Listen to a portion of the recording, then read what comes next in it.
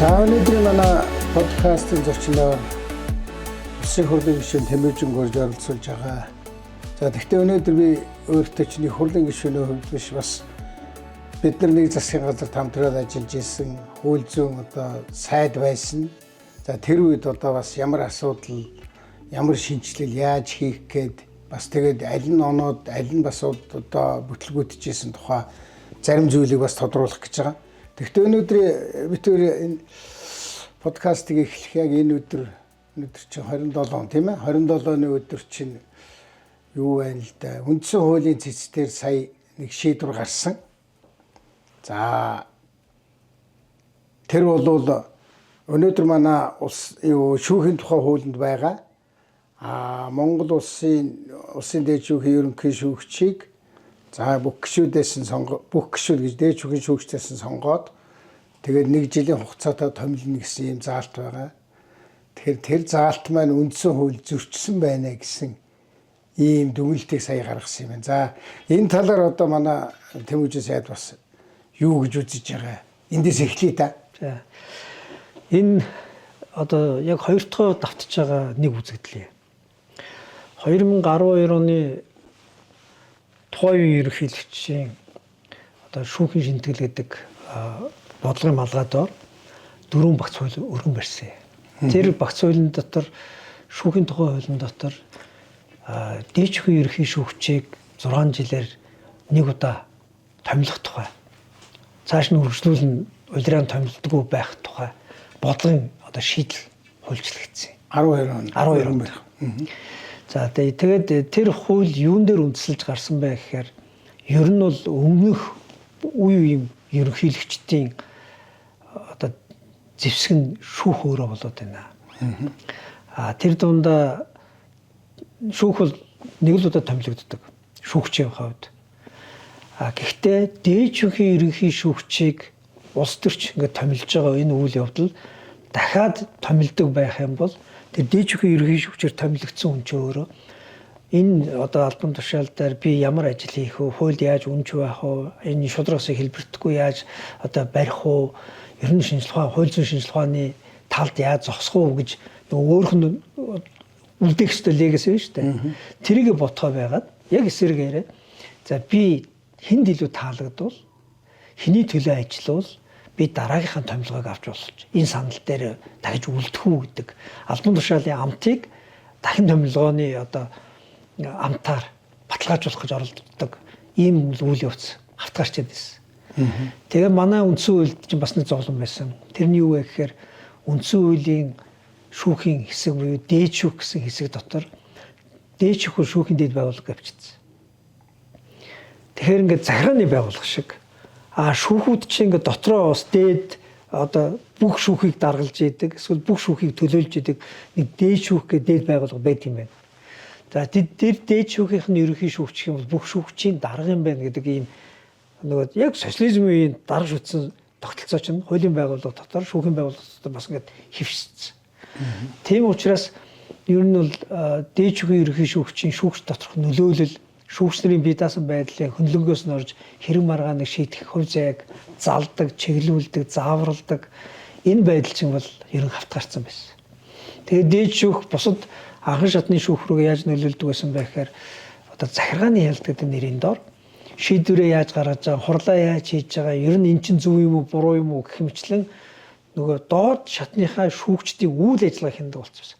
Хэрэг маргааны алдааг засгахын тулд анхан давзаалт, хяналт гэдэг ийм процесс байдаг бол тэрийг уруугаар нь харуулангуутаад захиргааны шатлсан бүтэц болгоод тэгээд дээд шүүх гэдэг энэ одоо төрийн захиргааны төв байгууллага гэдэг шиг дээд шүүх гэдэг шүүхийн төв байгууллагатай болоо хоригдсон. За энэ хоёр чинь ингээд улс төрчин томилж байгаа нөгөөх нь одоо пирамид маягтай захиргааны систем байгаа хоёр чинь хавсаадаад за дээд шүүхийн ерөнхий шүүгч гэдэг бол улс төрчийн хувьд ерөнхийлөгчийн хувьд бол хамгийн том зэвсэг юм байна. Тэр дундаа тэр чиглэлийн шүүгч нь эрүүгийн шүүгч байх юм бол бүр одоо өрсөлдөгчийг намнах, замаас өрсөлдөөнөөс зайлуулах, сануулга өгөх одоо өөр дуу хоолой байгуул ам хамрыг нь таглаж битүүлж авах гэдэг ч юм уу. Яг энэ зорилгод нь хамгийн их үйлчлдэг итгэдэг байгаа байхгүй. За энийг бол элбэг дэрж ерөнхийлөгч олж харсан юм шиг байна. Этгээд байсан байна гэж тэр үе 12 оны Тийм, нэрж 12 оны. За. Тэгээд элбэг дэрж ерөнхийлөгч хуулийн дээр одоо боловсруулалтыг өргөн барьсан. Дээд шүүхийн ерөнхий шүүгчийг зөвхөн 6 жилийн хугацаагаар нэг томилно, нэг удаа гэдэг. За тэгээд явж исэн чинь 16 онд гинт юу болсон бэ гэсэн чинь нэг хүний дахин томилох хэрэгцээ гарсан юм шиг байна. Үнцүүлийн тэр үеийн зориг гэдэг үнцүүлийн улсын дээд шүүхийн ерөнхий шүүгч байсан. Тэгээд ер нь бол энэ зориг асны амьсаа алдсан хэргийг хүртэл одоо даргалж шийдсэн. Улс төрийн хувьд бол их зориг гаргасан. Ер нь одоо улс төрийн захиад даалгаврыг бол их амжилттай биелүүлж хийсэн гэж үзэхүйдсэн юм шиг байна. Тэгээ тэр үнийг дахин томилох хэрэгцээ гарсан юм шиг байна.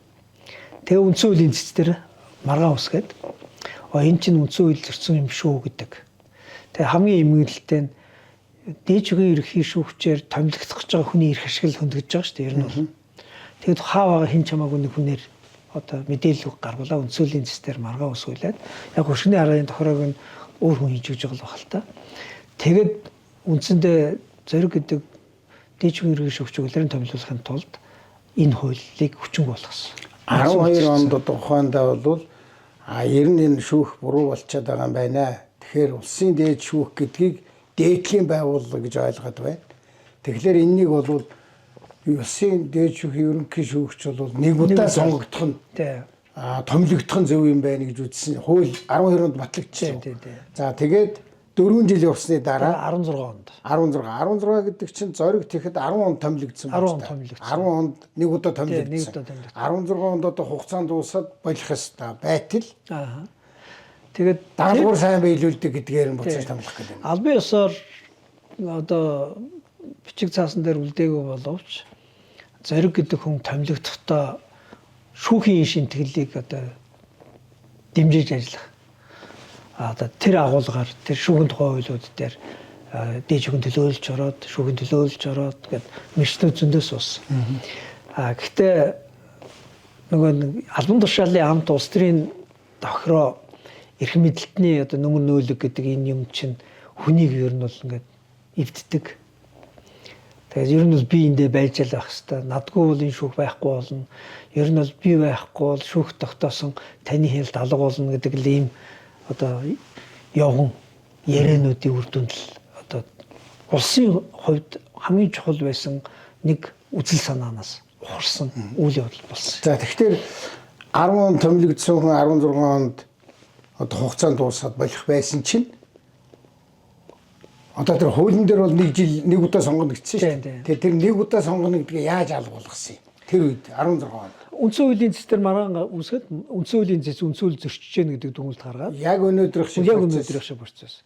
Тэгээд хуулийг хүчинг болгоцсон. Тэр үед 16 он 9 сар гэдэг чинь ардчилсан нам 9 судалтай дийлэнх гудамжинд ардын нам нөгөө талдаа бүх суудлыг баг автсан. Сонгуулийн дараа байхгүй юу? Автсан. Тэгээд яг энэ тохироонуудын урд дахиад юу байсан бэ гэхээр улс төрийнхөө нөхцөл байдлын хувьд бол им их болд одоо ерөнхийлөгч болох нь ойлгомжтой гэдэг ийм улс төрийн төлөвлөлт дур зоригынхаа ардл хийжсэн өөрчлөлт байхгүй юу? Тэгэхээр улс төрчдийнхээ улс төрчдийн хүсэл зоригоос хамаарат манай бие даасан шүүх гэдэг шүүгчдэг ойлголт алгуулж эхэлж байгаа шүү. Тийм үнэ. Тэгээд ер нь энэ шүүхийн бие даасан байдал улс төрөөс ангид байх гэдэг чиглэл рүү нэг том концепц тэр үеэс ингээ яригадаад эхнийх нь шүүхийн тухайлд ороод хоёр дахь нь юун дээр яригдсан бэхээр энэ үндсүүлийн цэц дээр яригдсан байхгүй юу? Үндсүүлийн цэцийн гишүүдийг бас 6 жилээр томилдог. Тэгээ энийг нэг удаа томилохгүй бол 20 хэдэн жил томилогдсон хүн байна. Бүр ихэн дуусаад 2-3 жил үргэлжлээд ажиллаа хийгээд улс төрчдийн захиад даалгавар гүйцэтгэх яваад байдаг бас хүмүүс байна. Цэцийн гишүүний. Тийм учраас үндсэн хуулийн цэцийн гишүүнийг одоо дэлхийн нийтээр харахаар ерөөсөө нэг л удаа томилдог юм байна. Тийм учраас энэ томилгоо нэг болгочихё. нэг болцохоор үндсөлийн эцсийн гишүүд дараагийнхын томилгоог бодож шийдвэр гаргахаас илүүтэйгээр нэг л удаа энэ хуулийн оргил дээр байгаа учраас ажлаа шудраг хийгээд зөв өв үлдээгээд нэр үндтэйгээр бууя гэдэг ийм сонголтын руу явах боломжтой байхгүй. Ийм л одоо үзэл санааг одоо дахиад яаж яана вэ гэхээр хоёр дахь удаа нурааж унаж байгаа. Өнөөдөр үндсэндээ үндсөлийн эцсийн гишүүд дээд шүүхийн ерөнхий шүүгчийг 6 жилээр нэг томилхыг унаж байгаа боловч ардаа өөрсдийнхөө 6 жилийг 12 дахиад цаашаа үржүүлэх тэр баталгааг өөрөөсөө үндсөлийн нэр ашиглаж хийж байгаа байхгүй юу? Яг өнөөдрийн шийдвэрийг өөрснөө хоёр дахь удаага сонгогдох юм уу? Хоёр дахь юм уу? Гурав дахь хэд ч юм. Цаашаа хэд ч байсан үргэлжлээд. Яг бол түрүү би хэлээ нөгөө 20 хэдэн жил томилогдсон ч гэсэн байгаа байхгүй юу? Тийм учраас тэр одоо их заахгүй улс төрийн тохирон дотор албан тушаал дээр ингээд үндсэн хуулийн нэрийг ашиглаад амьд байгаад болдог гэдэг тэр гажууд одоо соёл гэж хэлэх юм уу? Эсвэл одоо энэ гажууд уламжлалаа хадгалж үлдэх гэж үндсүүлийн нэр ашиглаж хийж байгаа шийдвэр байна. Тэр нөгөө нэг сумаар хоёр туулаа буудна гэдэг шиг. Одоо би нэг тодруулъя л да. Одоо ингээд яг хүмүүст бодиттой мэдээлэл өгөл зөв буруу юу миний ойлгосон. Одоо энэ ерөнхий шүүгчийн чинь 6 жилийнх нь хугацаа 6 сарын 2-ны өдөр дуусч байгаа юм гэсэн. Тэр үнэн үү? Үнэн. Тэгэхээр өнөөдөр 27-ны өдөр. Тэгэхээр тэрнээс чинь нэг 5-6 хоногийн өмнө шийдвэр гаргаж штт. Тэгэхээр энэ одоо баг тэнэг хүн ч гэсэн ойлгохоор энэ хүнийг улирахын тулд гаргаж байгаа шийдвэр гэж ойлгож байна. Би түрүү хэлсэн шүү дээ. Энэ бол нөгөө хоёр дахь удаага үзэгдэж байгаа үзэгдэл. Тий. Нэг дахь үзэгдэл нь угаасаа улс төрийн зорилготой ийм байсан. Хоёр дахь үзэгдэл нь огт шударгаас угаасаа үнэртэхгүй. Яг тэгвэл өмнө нь хийсэн тэр туршлагыг хараад ингэж болж байгаа юм чинь болдгоо штэ гэж хийж байгаа байхгүй юу? Би таны хууль зүйн сайдаар томилогдоод хийж эхэлсэн ажлын тухай асуух гээд байгаа. Тэгэхээр одоо ер нь энүүхэндээ ярихад одоо танай хууль зүйн салбарч гэсэн ерөөс өөдрөхгүй юм шүү. Одоо тэр 12 онд бидний ярьжсэн та бол одоо хууль зүйн сайд болчоод засгийн газрын хурал дээр бол танилцуулж байсан концепт чинь чухал концептүүд байсан. Одоо их олон жилийн өмнө хийвэл санахгүй юм л та. За ямар ч байсан за энэ эрүүгийн байцаан шийдэх хууль гэдэг бол одоо ингээд зөрчлийн хууль гэж нэг салах ёстой маа. Зөрчил гэмт хэрэг хоёр ингээ холиом голчаад байна. Тэгэхээр энэс эхэлж ингээ салгах ёстой. За тэгээд ер нь манай эрүүгийн хууль гэдэг бол одоо хитрхи тийм хатуу байж болохгүй. Иргэн гэдэг хүнийхээ иргэнийхээ эрх ашигын төлөө шийдэхдээ иргэнийхээ эрх ашигыг бас хамгаалсан байх ёстой билүү. Ийм үндсэн концепцүүдтэй орж ирээд явсан шүү дээ. За хамгийн ихний шинжил яаж явлаа? Хамгийн ихний шинжил яг одоо эрүүгийн хууль дээр ямар шинтгэлэг үйл явц эхэлсэн бэ гэхээр арчилсан чөлөөт ийм нийгэм рүү биднээс 1992-ны үндсөөр батлаад хууль ёсны тогтолцоо болгоод тийшээ шилжсэн. Гэтэл эрүүгийн хууль нь социалист нийгмийнхаа үнд зүйл гэмт хэргийг одоо дагуулсан шинжтэй. Өөрөө ингээд уншихаар ихэнх нь социалист гэмт хэргийн одоо үг үсгтэй. Дээр нь шин төрлийн буюу шин нийгмийнхаа үнд зүйлийг хамгаалах тэр чиглэл нь бол учир дутагдaltaй байсан. Тэгэхээр хүнийг одоо гин буруутай гэдээ ял өгж байгаа хууль нь өөрөө одоо энэ нийгэмдээ таарахгүй хэмжүүртэй л байсан байхгүй. Тэгэхээр энийг нэгдүгээр өөрчлөх хэрэгтэй юм байна. Нэр томьёонуудын хувьд, агуулгуудын хувьд, бүтэц зохион байгуулалтын хувьд гээд хоёрт нь манай эрүүгийн тэр үедээ биднээс их зоригтой оруулсан боловч улсын хурлыг давч чадаагүй. Хоёрт нь яасан бэ гэхээр манай эрүүгийн хууль гээд энэ эрүүгийн гэж нэрлсэн энэ нэр томьёочийн бүрхэг төөрөгдүүлээд байна. Энэ хуулигаа ерөөсө гэмтэрэг хууль гэж бичжээ. Энэ хуулиас гадуур ямар ч гэмт хэрэг бичигдэхгүй. Зөвхөн энэ хууль дээр гэмтэрэг гэж бичигдэнэ. Германд бол бүр энэ ялын хууль гэж бичиж байгаа шүү дээ. Тэгэхэд биднээс эрүүгийн хууль гэж бичээд эрүүгийн хууль гэдэг энэ агуулга дотроо юу агуулад байна вэ гэхээр ер нь бол ингээд жижиг сажиг зөрчлүүдийг ч хүрсэн эрүүжүүлэх гээл. Эсвэл эрүүгийн хуулиас гадна өөр төрлөөр өөр газар гэмтэрэг бичээл. Тэгээд эрүүгийн хууль болон тэр үед нөгөө захиргааны хариуцлагын тухай хууль гэж байсан. Захиргааны хариуцлагын тухай хууль бол өөр бусад хуулиуд дээр юм эргэнт хариуцлага тооцдог. Гэхдээ яг уншихаар эрүүгийн хууль дээр өгсөн гэмт хэргийнх нь яг тэр өгүүлбэрүүд нь явж идэг. Тийм их захгүй байсан юм. Тэгээ энэ нь юу болсон бэ гэхээр одоо эрүүгийн хуулийг ашиглаж байгаа албан тушаалтнуудад авилга авах албан тушаалтнууд өөрийнхөө дур зоргоор одоо хууль завчилж өөрийнхөө сонголтоор ингээ ажилдаг тийм боломж олгоцсон байсан.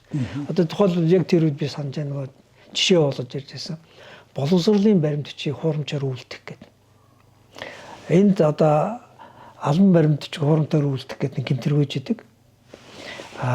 Боловсролын тухай хууль дээр дахиад нэг өөр өгүүлбэр гарчтай өгөөж идэг. Заргааны харилцааны тухай хуулийн дээр дахиад нэг өөр юм байж идэг. Тэгэхээр одоо ингээд нэг одоо үрдэгч ч юм уу эсвэл тэр чиглэлийн нэг одоо хуулийн байгууллагын ажилтан нэг иргэнийг боловсролын одоо баримт бичиг хуурамчаар үйлдсэн үйлдэл дээр бариад авч байгаа. Тэр үед ч одоо гадагшаа дотоодшоо сургуульд явахын тулд диплом одоо хуурамчаар хийдэг зөндөө хүмүүс бас байж л дээ. Тэгээд тэр баримт бичгээр гот хамгийн түрүүнд эрэггүй үйл гараад ирээд за чамааг бол одоо ингээд 3 жил хүртэл ялтаа ийм гэмтэргээр одоо мөрдөж чинь чи бол одоо байхгүй харч хийгээд баримт чи энэ байна. Гингот нөгөө хүн чи одоо шор оронд орохгүй тул байдгаа бараад одоо талцсаад юу л вэ юмын өгөөл ингээд гүйж байгаа байхгүй.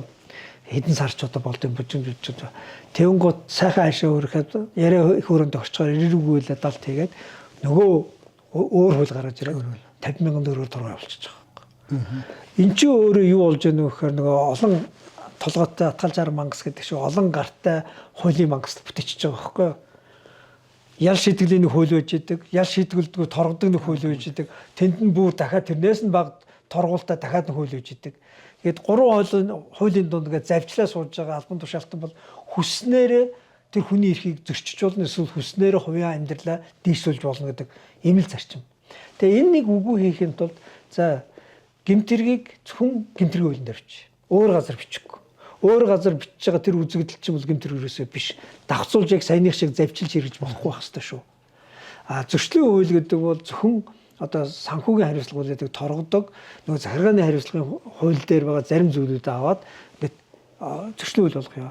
Гэхдээ энэ дээр кодификац гэж ярьдаг хуулиудын нэгдсэн том одоо системчлэл хийгээд үзье. Тэгсэн чинь Монгол улсад баг 240 хуулийн ард биднээс зарим нь мэдэхгүй хариуцлага бичсэн байсан иргэнд.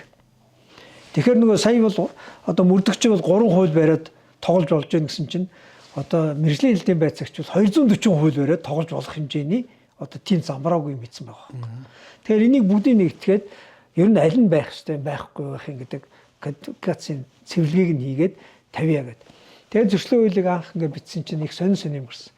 Одоо яажуулсан давсны хэрэглээтэй холбоотой хууль бай. Нэг тийм гарчигтай. Гэрийн эзэгтэй хоол хийхдээ яажуулсан давс ашиглааг бол торхоор хууль байж байгаа. Үгүй хүний гэрт дотор амьдрал дотор хууль яаж орох юм гэдэг бүр тийм бүдүүлэг хүртэл хууль байгаа байхгүй. Тийм учраас зөрчлийн хуулиар за энэ ч арай хэтэрнэ гэдгийг цэвэрлээд зарим нэг байгаа зүгээр 240 хууль дээр байгаа зарим нэг хариуцлагууд нь яг тэр чигээр нь бичээд за улсын хурл руу оруулаад за ийм байна гэсэн чинь тэн дотор гişүүд бол папу ийм тэнэг хууль байдаг юм уу зарим бүр нэмдэрж хууль зүйн сайд насаараа хийсэн хүн хүртэл гин тухайд сарилаад тэмүүжи ийм юм оруулаад ирсэн гэж шүүмжлэхээр уучлаарай таны тэ баг 10 хэдэн жил сайд хийсэн үед чинь гарсан хуулиуд чинь зүгээр байгаа нь хуулийн дотор ийм байж байна. Тэр чинь нэг болгоод ил болгоо гаргаад ирлээ гэх. Тэгэд ийм байдлаар анх зөрчлийн хууль одоо гарч ирээд тэгээ энийг одоо дахиад нэг цэвэрлэгээ хийгээд аль нь нэр үнэхээр шударгын байх ёстой иргэнд те одоо иргэнийг юм чинь дандаа шийдэх гэж торох гэж байж байгаа зүйл нөхгүй. Тийм учраас одоо иргэнийхээ эрхийг хязгаарлаагүй зохистой зохисгүй гэдгээр нь хэмжээ цэвэрлэгээ хий. Ямар ч байсан байгаа бүх юм чинь ил болгоод 30 доороос чинь гаргаад ирлээ шүү. За гэмтэргийн тухай хуулиа бол одоо харин зөвхөн гэмтэргээ ингэж бичнэ гэдэг гэмтэр гэдэг гарчигтай гэсэн өргөн барьсан. За тэгсэн чинь бөөн хэрүүл болсон. Ямар хэрүүл болсон бэ гэхээр эрүүгийн хуулиуд ийм гайхалтай гоё нэрийг уламжлалт нэрийг одоо халж байна. Нэг гэмтэргийн тухай хууль гэж нэрлэнэ гэхээр ингээд хуучин уламжлалт одоо хуулийн эрдэмтэд болон хуульч хүмүүсийн дунд маргаан гараад за тэгээ бүр тэр маргаан үндсэн гол концепт хуулийн маань одоо буцаах татан унгах хэмжээнд болох гээд ахаар нь за болиё гэд нэрийг буцаагаад эрүүгүүл болгоод тэгээд энэ хоёрыг анх салгасан. Тэгсэн чинь 2017 онд үйлчлэх ёстой байсан. 15 онд өргөн бариад 16 онд батлагдсан шиг санаж байна. Тэгсэн чинь 17 онд үйлчлэж эхлэхээс өмнө ардын намынхан энэ эрүүгийн хуульд болон өөрчлөлт оруулаад зөрчлийн хуулийг шинжилсэн найруулгаар бүтнээр бичсэн. Тэгээ яаж бичсэн бэ гэсэн чинь үйлчилж эхлээгүй байхад нь нөгөө зөвхөн гэмт хэргийг эрүүг үйлчлэн шүү гэдэг концепцээс ухраад нөгөө жижиг гэмт хэрэг гэж ярьдаг зүйлүүдийг салгаж авангуудаа зөрчлийн хууль руу буцааж оруулж ирээд тэгээд зөрчлийн хууль чинь зөвхөн торгуулийн шинжтэй төрөөс тогтоосон дэглэмийг зөрчсөн бол тэр нөгөө хувь сахиулах үйл ажиллагааг одоо хангуулгад зориулсан тогтолцоо байсныг эргэн хоорондын маргааны хүртэл тийш нь оруулж ирэнгуудаа төр эргэн хоёрын харилцааны тухай зөвхөн байсан хуулийг эргэн хоорондын маргаан хүртэл дотроо орж ирээд жижиг гэмтэргүүд нь холилдоод зөвхөн торгодог шийтгэлтэй байсан дээр нь баривчилдаг гэх мэт нөгөө эрүүгийн хуулийн зарим нөгөө ялуутай адилхан хэлбэр төрсрөө алдалгаа арга хэмжээг нэг эрүүг үйлтэй адилхан болгож хувиргаад концепц нь эрүүг үлийн концепц чивдэрсэн зөрчлийн хуулийн үндсэн концепц Инглийнхаа зөрчил дээрээ бол баахан баримтлах ял хүртэл оруулж ирээд одоо ял гэж хэлэхгүй нэрийг шийтгэл гэж хэлнэ бас оруулж ирээд тэгээд зөрчлийн хуулийг жижиг гэмтэрэг хууль болгож авчихсан. Тэгээд концепц ингэж эвдэрсэн учраас нөгөө биднээсийн анхны эрүүгийн хууль болон зөрчлийн тухай харж исэн одоо бодлого төсөөр болоо өрчиж байгаа байхгүй. Нэг том зовлон байна. Энэ тэгээд 17 оноос тэгж эвдэрсэн чигтээ батлагдаад тэгээд 17 оноос хойш үйлчлсэн. 17 оноос хойш тэгж үйлчлсэн. Одоо ер нь эргээд харахад одоо энэ бидний үед хийсэн гэхдээ тэр нь бол одоо гол нь салбар буюу та энэ хууль зүйн сайд байсан учраас санаалж ирсэн шүү дээ. Тэр энэ одоо бидний үеийн ойлголт шинчилгээд байсан байна. Аль зэрэг зөв зүйтэй болж юу? Ер нь бол бидний концепц бол олон жилийн дараа одоо 10-аад жилийн дараа ингээ 12-3 жилийн дараа эргээ харахаар ер нь зөв байсан байна. Яг бол зөв байхаас өөр аргагүй. Энд чинь дэлхийн нийтийн чиг хандлага байхгүй. Бидээс өөрөөсөө зориул дугуй зохиож болохгүй шүү дээ. Тэгээ өөрөөсөө зохиосон дугуй нь ингээ бүх юмыг дампууруулж байгааг бид бүгдээрээ ингээ нүдэн дээр ирээ харж байгаа. За тэр эрүүгийн хууль болон хуулийн том шинтгэл чинь хоёр том концепц байсан юм аа. Хоёр том одоо ажил. Нэг нь энэ материал гэж ярьж байгаа сая эрүүгийн болон зөрчлийн хууль. Нөгөөд нь процессын гэж ярьж байгаа эрүүгийн эрхийн хянан шийдвэрлэх ажиллагааны тухай хууль болон хууль сахиулах ажиллагааны тухай хууль болон дасан зэрэгэл гаргамж хэрэгжүүлэх тухай хууль. Гэт дахиад нөгөө энэ процесс агуулгатай 4-5 хууль байсан. Тэгээ энэ процесс агуулгатай 4-5 хуулиа улсын хурлаар давуулах гэж бол их зовсон. Эрүүгийн хууль зөрчлийн хууль хоёр бол харьцангуй гайгүй явцсан. Ер нь бол за эсэргүүцэж мэдээлэл хийсэн үнэнд Нэмдөрж, Бацаандан, Баасанхүү, Цогт нэг юм байлаа да гэдэг нэг 5 цог. Тэгээд нэг нь бас нэг үйлч байсан Монгол Ард Төвсөл нам юм байлаа да. Тэр тавал уламжлалт одоо юугаараа жоохон эсэргүүцсэн. Бус нь бол ер нь ингээд хандлага дээр зөв байна гэж явцсан. Процессын хуулийг бол одоо явуулах гэж бол нэлээд хүчсэн. Та санаж байгаа бол одоо бид чинь хууль сахиулагч эрх зүйн байдлын тухай хууль, хууль сахиулах ажиллагааны тухай хууль, эрүүгийн хэрэг шийдвэрлэх ажиллагааны хууль, дасан зэрэг арга хэмжээг хэрэгжүүлэх тухай хууль гэдэг нэг энэ цогцсныг. Тэгээд мөрдөх албаны тухай хууль гэдэг.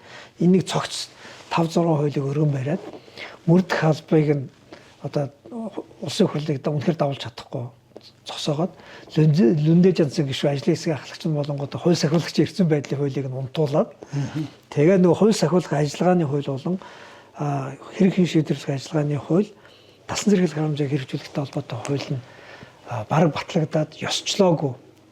Тэгээд парламентын сонгуультад залгаад ёсчлоогүй байсан тэр хэсэг хуулиудыг ардын нам болох олонготтой эхний ерөөсөө анхны чуулган дээр бүгдийг нь зүгээр алга болгоцсон. Санал хураалтууд дууссан. Зөвхөн одоо эцсийн найруулга сонсох хэрэгтэй байсан. Тэгээд тэрэн дээр бол биднээсээ хамгийн чухал концепцууд норж унсан. Буцааж татаад байхгүй болсон учраас. Тэр нь ямар концепц байсан бэ гэхээр нөгөө хонглыг нураах хэрэгтэй. Дээр нь энэ социалист маягийн зөвлөлт маягийн мөрдний шалгадаг Вишинскийн арга гэж ярьдаг.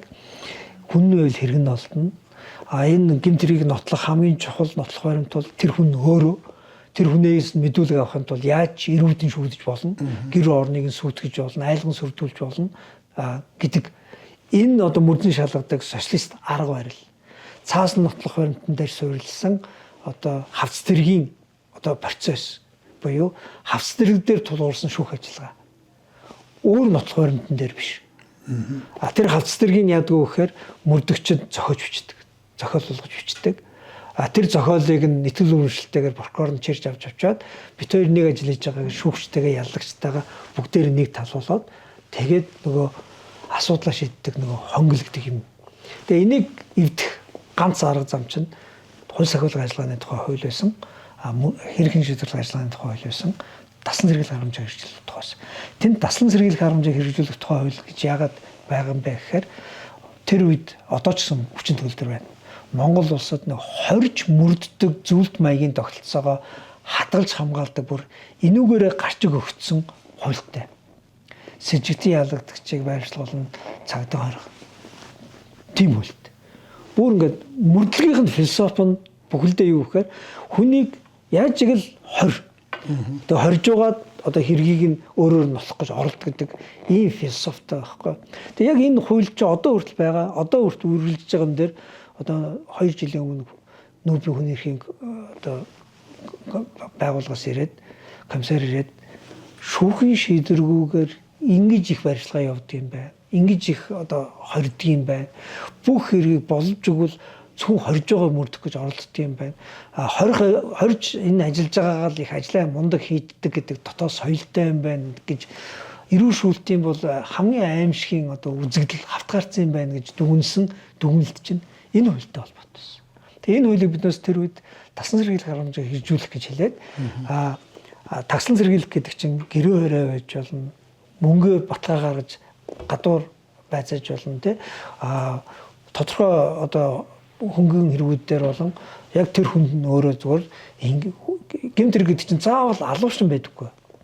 Гэмт хэрэг гэдэг чинь заавал нэг одоо зохион байгуулалтаа хайргас хүмүүс үлддэг зүйл биш. Боломжгүйгээсээ, санамсаргүйгээсээ, эсвэл гин томоогүйгээсээ, залуу байгаагаасаа, эсвэл дуршлаггүйгээсээ ч бас янз бүрийн байдлаар гэмт хэрэгт холбогддог. Тэгэхээр энэ болгонд хүнийг те нохоо шиг үзэж, энэ болгонд хүн чанар одоо хүн гэдэг тэр нэр төрийг нь хүн одоо чанарыг нь үгүй хийж те төрөл одоо алхаарсан хүн хадаас бүгдийг зохино гэдэг шиг одоо төр бүгдийг ингэж нуцан дарж яадаг гэдэг энэ захиргаалтын аргаар социализм үед хийдэг байсан тэр философоор ажиллаж болохгүй. Тэгэхээр тэр агуулгаар биднээс энэ даслан зэрэглэх арга хэмжээг хэрэгжүүлэх тухай гэж хууль бүтэн бичээд боловсруулаад сулгаануудыг хийгээд ер нь л хорж мөрдгөөс гадна өөр мөрдөх дэвшилтэд иргэнлэг аргаар одоо ажилдаг мөрдөн шалгах байгууллагатай болох тухай тийм философиг тэр зарчмыг оруулж ирсэн. Тэр үйл байхгүй болсон. Одоо цагдаагийн алба хаагчид өөр яг энэ цагдаатай адилхан одоо хууль сахиулах үйл ажиллагаанд хэрэгжүүлж байгаа одоо гайл байж гэн цагдаа байж гэн шүүхийн шийдвэр гүйцэтгэх байж гэн төрийн тусгай хамгаалалт байж гэн АТГ байж гэн бүр байгууллагчны байцаагч бидний хууч нэрлэр ой хамгаалагч хүртэл байж байгаа байхгүй. Энэ хүмүүс чинь гав хэрэглэн те галц зэвсэг хэрэглэн биеийн хүч ашиглан өөр нэг бүрийн тусгай хэрэгсэлгээд борохоо гэмчлээ. Энэ бүх хүмүүсийн одоо субъект гэж ярьдаг тийм. Этгээд нь өөр боловч байгууллага нь өөр боловч тэр байгууллагуудын тэр хүмүүсийн явуулж байгаа үйл ажиллагаанд өртөж байгаа хүн нь иргэний эрхчлөө. Монголын үндсэн хуулийн дээр хууль заасан үндслээр иргэний эрхчлөө гэж зарлана. Гэт тэр хүмүүс хуульгүй. Хууль ганц байгаа цагдаагийн байгууллага дээр цагдаагийн албаны тухай хууль байж байдаг. Байгууллага зориулсан. Байгууллага зориулсан хуулийн дээр нэг жоохон ерөнхий нэг юм бичсэн байдаг. Бус нь дандаа байгууллагын даргын гарсан заавар журмаар. Зарим бүр заавар журамч байхгүй. Тэгэхээр дэвшилтэд нөгөө хууль дээдэлдэг, хуулиар засагладаг улс орнууд хүний эрхийг хамгаалдаг тэр улс орнуудад ямар юм байна гэхээр яг энэ хүмүүс зориулаад иргэнтэй яаж харьцдаг юм, ямар дистрагаар шаардлага тавьдаг юм, тусгай болон одоо нэг үеийн тусгай хэрэгсэл болон биеийн хүчээ яаж ашигладаг юм, ашигласныхаа дараа тайлангаа яаж тавьдгийг гэх мэтлэн гэдэг бүх процессыг нь наривчлан хуульчилсан стандарттай хуультай байна. Гэтэл манай тэр хууль байхгүй. Тэгээ иргэн нөгөө албагч хоёрын хэрүүл дуустдаг. Иргэн миний эрх зөрчигдсөн гэдэг. Нөгөөх нь болохоор би яг албаныхаа шаардлаганд байгаа ажлаа хийсэн гэдэг. Хэмжих гэсэн чинь хэмжүүр нь байхгүй. Тэгээ хин хүчтэй нь ялна. Иргэнийх нь гэж байгаа албан тушаалтан байвал нөгөө хууль сахиулагч буугаад өчнө. Жирийн иргэн байвал хаан заан шиг дээр нь гараад мортчихно. Тэгэхээр хэн байгаас үл шалтгаалаад иргэн энэ хууль сахиулагч хоёрын уулзж байгаа тэр харилцаанд дунд нь яг хэмждэг тодорхой ийм одоо стандарт бүхий хуулийн гаргаж байгаа хууль сахиулагч эрх зүйн байдлын тухай хууль гаргаж өгсөн. Хууль сахиулах үйл ажиллагааны тухай хууль. Тэр ажлыг хийж байгаа хүмүүсийг хууль сахиулагч гэж тооцож нөгөө айрмаас батлан хамгаалах буй цэргийн тогтолцооноос нь салгаж иргэнжүүлэх зорилготой хууль сахиулагч эрх зүйн байдлын тухай хууль гэдэг хуулийг санаачилсан байсан. Энэ бол маш том концепц байсан. Хэрвээ энэ концепц одоо батлагдаад одоо зүгээр нь элбэдэд алга болгочихоогүй байсан бол өдөрт 10 жилийн дараа шин соёл хүний эрхийн мэдрэмжтэй. Дээр нь өнөөдрийнх шиг ингээл хаа байгаа газараа тий иргэд нь хохирол зодуулж нүдүүлээл эсвэл дахиад шудраг бишээр хилмигдээл эсвэл юу гэдэг ямар нэгэн байдлаар одоо иргэний эрхийн бүдүүлэг зөрчлүүд Монгол улсын нэр нүрийг одоо олон улсад сэвтүүлэх хүртлээ ингээд явахгүй байна. Одоо тэгэхээр 12 онд ихсэн хууль зүйн салбарын шинжилгэхээр зөрчлийн хууль одоо гэмт хэргийн буюу эрийн хууль гэдэг энэ ерөнхий хуулиуд нь бол гайгүй шиг гарцсан. Зөрчлийн хууль нь бол манайхын зүзэр буцаж ороод шинжилэн хариулгаар дэсвэр болоо. Тэнийг араам гарцсан. Гэхдээ тэр бол ерөнхийдөө бас жоохон бантан болсон. Жоохон бантан болсон. Ер нь бол 50-60% бантан болсон гэсэн. Процессын хуулиуд нь бүгд унтсан. Процессын хууль нь бүтээр унаад ер нь одоо болтол тэгээд энэ системтэй юм босчрэг байна. Ерөөсөө системтэйгээр том дүр зургаар нь харсан шинжилгээрээс яваагүй. Зөвхөн оочин цоочин яг тэр үед хийх гэжсэн энэ алхам чинь зөв байсан байна. За энийг нь хийх ёстой юм байна гэдэг оочин цоочоо аваад 1-2-оор нь ингэж одоо байгаа хуучин тогтолцоон дотроо шигтгэхэд өөрчлөх гэж оролцсон орлогууд бол нэлээд хийгдсэн. Одоо бас тэр үед нэг ярьжсэн нөгөө нэг тахрын алба гэх тийм ээ. Тэр чинь хууль нь гараад байгууллагад 2 жил ажилласан байсан. Тэгээ хизээ хэн яагаад боловчлаа. Тэгээ дахиад сая хурал дээр сонсож байхад одоо тахрынхаа алба буцааж байгуулмаар байна гэж зарим нь ярьжсэн шүү дээ. 2012 оны одоо улсын хурлын сонгуул дээр Арчсан намчин нэг тийм хүн төвтэй бодлого хүн төвтэй мөрийн хөтөлбөр одоо санаачлаад тэр мөрийн хөтөлбөр дотор нэг зарчим иргэний хамгаалсан хуулийн тогтолцоо иргэний хамгаалсан одоо хуулийн байгууллагуудын чиглэлүүдийг бий болгоно гэдэг энэ зорилт тавиад за тэрний нэг жижигхэн одоо хэсэг дотор гэрч хохирчийг хамгаалах үндэсний тогтолцоо бий болгоно гэдэг тийм амлалт байсан.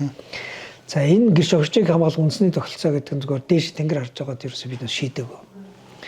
Тэр юу болсон бэ гэхээр хид хідэн том одоо кейс бий болсон. Одоо та бүхэн санаж байгаа бол нэг насанд хүрээгүй нэг охиныг насанд өрөөгөө нэг охин насанд хүрсэн нэг залуу одоо төрсөн өдрийнхөө парти дээр одоо найз охин нь найз залуутайгаа хардаад насанд өрөөгөө охиныг боомлоод алдсан тийм нэг гэмт хэрэг гарсан. Тэгээд тэр гэмт хэрэг шүүхээр орох гэж 18 удаа бутсан. Үндсэндээ нөгөө насанд өрөөгөө үедээ үлдгэсэн гэмт хэрэг шүүгээр шийдэх хүртэл бүр насанд хүрчээд ингээд буу юм болж байгаа байхгүй. Тэрний одоо учир шалтгаан юу байсан бэ гэхээр зөвхөн л цагдаа болон прокурорын төвшний дунд төвшний алба хаагчдын үр хөвгтүүд хамаатан саднууд багхгүй. Тим хэмжээнд л байхад хэргийн шудраг шийдэх боломжгүй. Шүүхийн наанд бүх юм бэдлэмтүүлж болдог. Дээр нөгөө насанд өрөөгөө хүмүүстүүд байсан анхны мэдүүлгээс бүгд бутсан. Яасан бэ гэхээр гэрчийг бол дуртаагаараа худалдаж авч айлган сөрдүүлж мэдүүлгийг нь өөрчилж болдог тийм тогтолцоо байсан. За тэгэхээр ингээд хохирч төр гэрч төр аль нь эрхийнхээ хувьд одоо маш эвэнзэг хөндөөр одоо эвдэгдсэн байсан мөртлөө эрхээ хамгаалах болохоор бүх шалны доошийн доор авчиад хайж болдог. Дуртай үед айлгаж сүрдүүлж худалдаж авч гэрчийг хохирчийг одоо дуртаагаараа л одоо янз бүрийн байдлаар хувиргаж болж байгаа гэдэг чинь шүүхийн шийдвэр угаасаа шудраг гарах ямарч боломжгүй гэсэн байхгүй. За нэг ийм тохиолдол гарчихсан. Тэрний дараахан дахиад ямар тохиолдол гарсан бэ гэхээр яг тэр үед энэ хуулийг оруулж байхдаа кейсийн одоо босон үйл явдлын бичиг болгож ярьж ирсэн. Нэг гэр бүлийн хүчирхийл нэг эмэгтэй өртөөд нөхөр нь ингээд ер нь бол байр суулгахын аргагүй болгоод Тэгээ салъя гэд шүүх төгсөн чинь шүүх. Та хоёр одоо гэр бүл бол ариун нандин баталгаа одоо юу гэдэг нь доктортой байх хэвээр төрөөс юм бодлого барьдаг гэж жагаад та хоёр дэвлэрлээ хугацаа гэж ямар нэг аргаар одоо та хоёр ямар ч салгаж шийдэхгүй гэд орхицсан. Тэгээд тэр эмэгтэй бол гэр орносоо зүхтаагаад аав ээж ихээрээ байгаад гэд ер нь л хүчирхийллийг шүүх тогсон зогсоогоогүй хүчирхийллийнх нь орон зай та нар тэ байжээ гэд хайчаар чинь яаж тэр хүн одоо тэндээ одоо төвчвдээ. Тэгээд хугацаанд дуусаад яг шүүх хурлан болох гээд 9 цагаас шүүх хурлан болж байхад Баян Зүрх төрөд шиг санаж байна. Шүүх рүүгээ явж байхдаа шүүхээс 200 метрийн наан нөхөр болохын тогтолцоол амьсаа алдсан. Хохирчийг хамгаалах ямар ч тогтолцоо байхгүй. Хохирогчд ээлтэй, хохирогчд зориулсан хуулийн ямар ч механизм байхгүй. Зөвхөн л хохирсон газар гудамжинд гаргаад хохироос хүнтэй цуг хайчдаг. Өөртөө шудраг ариуны дүртэй төрийн бодлого бол одоо доктортой гэр бүл байх ёстой гэдэг одоо үнэхээр болохгүй байх гэдэг ахтал болоо гэж хүчиндээ сууж идэг ийм одоо зөв бус одоо философитой. Тэгээ энэ байдлыг хараад ер нь бол хохирчийг хамгаалах тогтолцоо байхгүй бол иргэд бол хогшноороо хохироос нь одоо хуулиас давсан давлын байдлаараа л ингээл үлдэх юм байна гэд. Тэгээд гэрч хохирчийг хамгаалах үндэсний тогтолцоог бүрдүүлэх зорилготой бүтэн хууль боловсруулаад энэ чигүүрийг хэрэгжүүлэх зорилготой байгууллагыг байгуулад одоо Америкаар бол Маршалл алба. За зарим нь Европт бол шүүхийн цагдаа гэж хэлдэг. Энэ байгууллагыг байгуулсан. Тэгээ энэ байгууллагыг байгуулад энэ байгууллага ганцхан гэрч хохирчийг хамгаалах биш. Дахиад хэд хэдэн чигүүрэгтэй давхар шүүхийн аюулгүй байдлыг хамгаалдаг. Тухайн үед дахиад шүүхийн аюулгүй байдал дээр эрсдэл гарсан. Та бүхэн одоо та санаж байгаа бол 2008 оны 7 сарын 1-ний үйл явдлын дараа цагдаа нартай холбоотой нэг шүүх хуралдаан жилийн дараа нь боллоо шүү дээ. Тэгэхэд тэр үе шүүхийн аюулгүй байдлыг цагдаа хамгаалдаг байсан чинь цагдаа нар шүүхийг эсрүүцээд гадаа бөөнөр очиод шүүхийн шийдвэрээр одоо ял авж байгаа албанд хаагчдыг шорон руу явуулахгүй зөвхөн эмнэлэг рүү явуулна.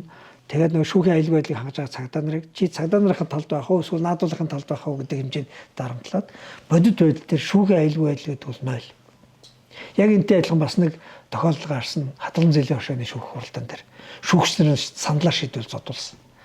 Тэгэхээр шүүхийн аюулгүй байдал гэдэг бол ерөөсөө аюулгүй байдлаа хангуулж чадаагүй шүүх бол хизээж шудраг шийдвэр гаргахгүй. Монгол улсын шүүх бол одоо том мөнгөнд дүнтэй болон том албан тушаалтантай холбоотой хэргийг шийдэх боломжтой байна.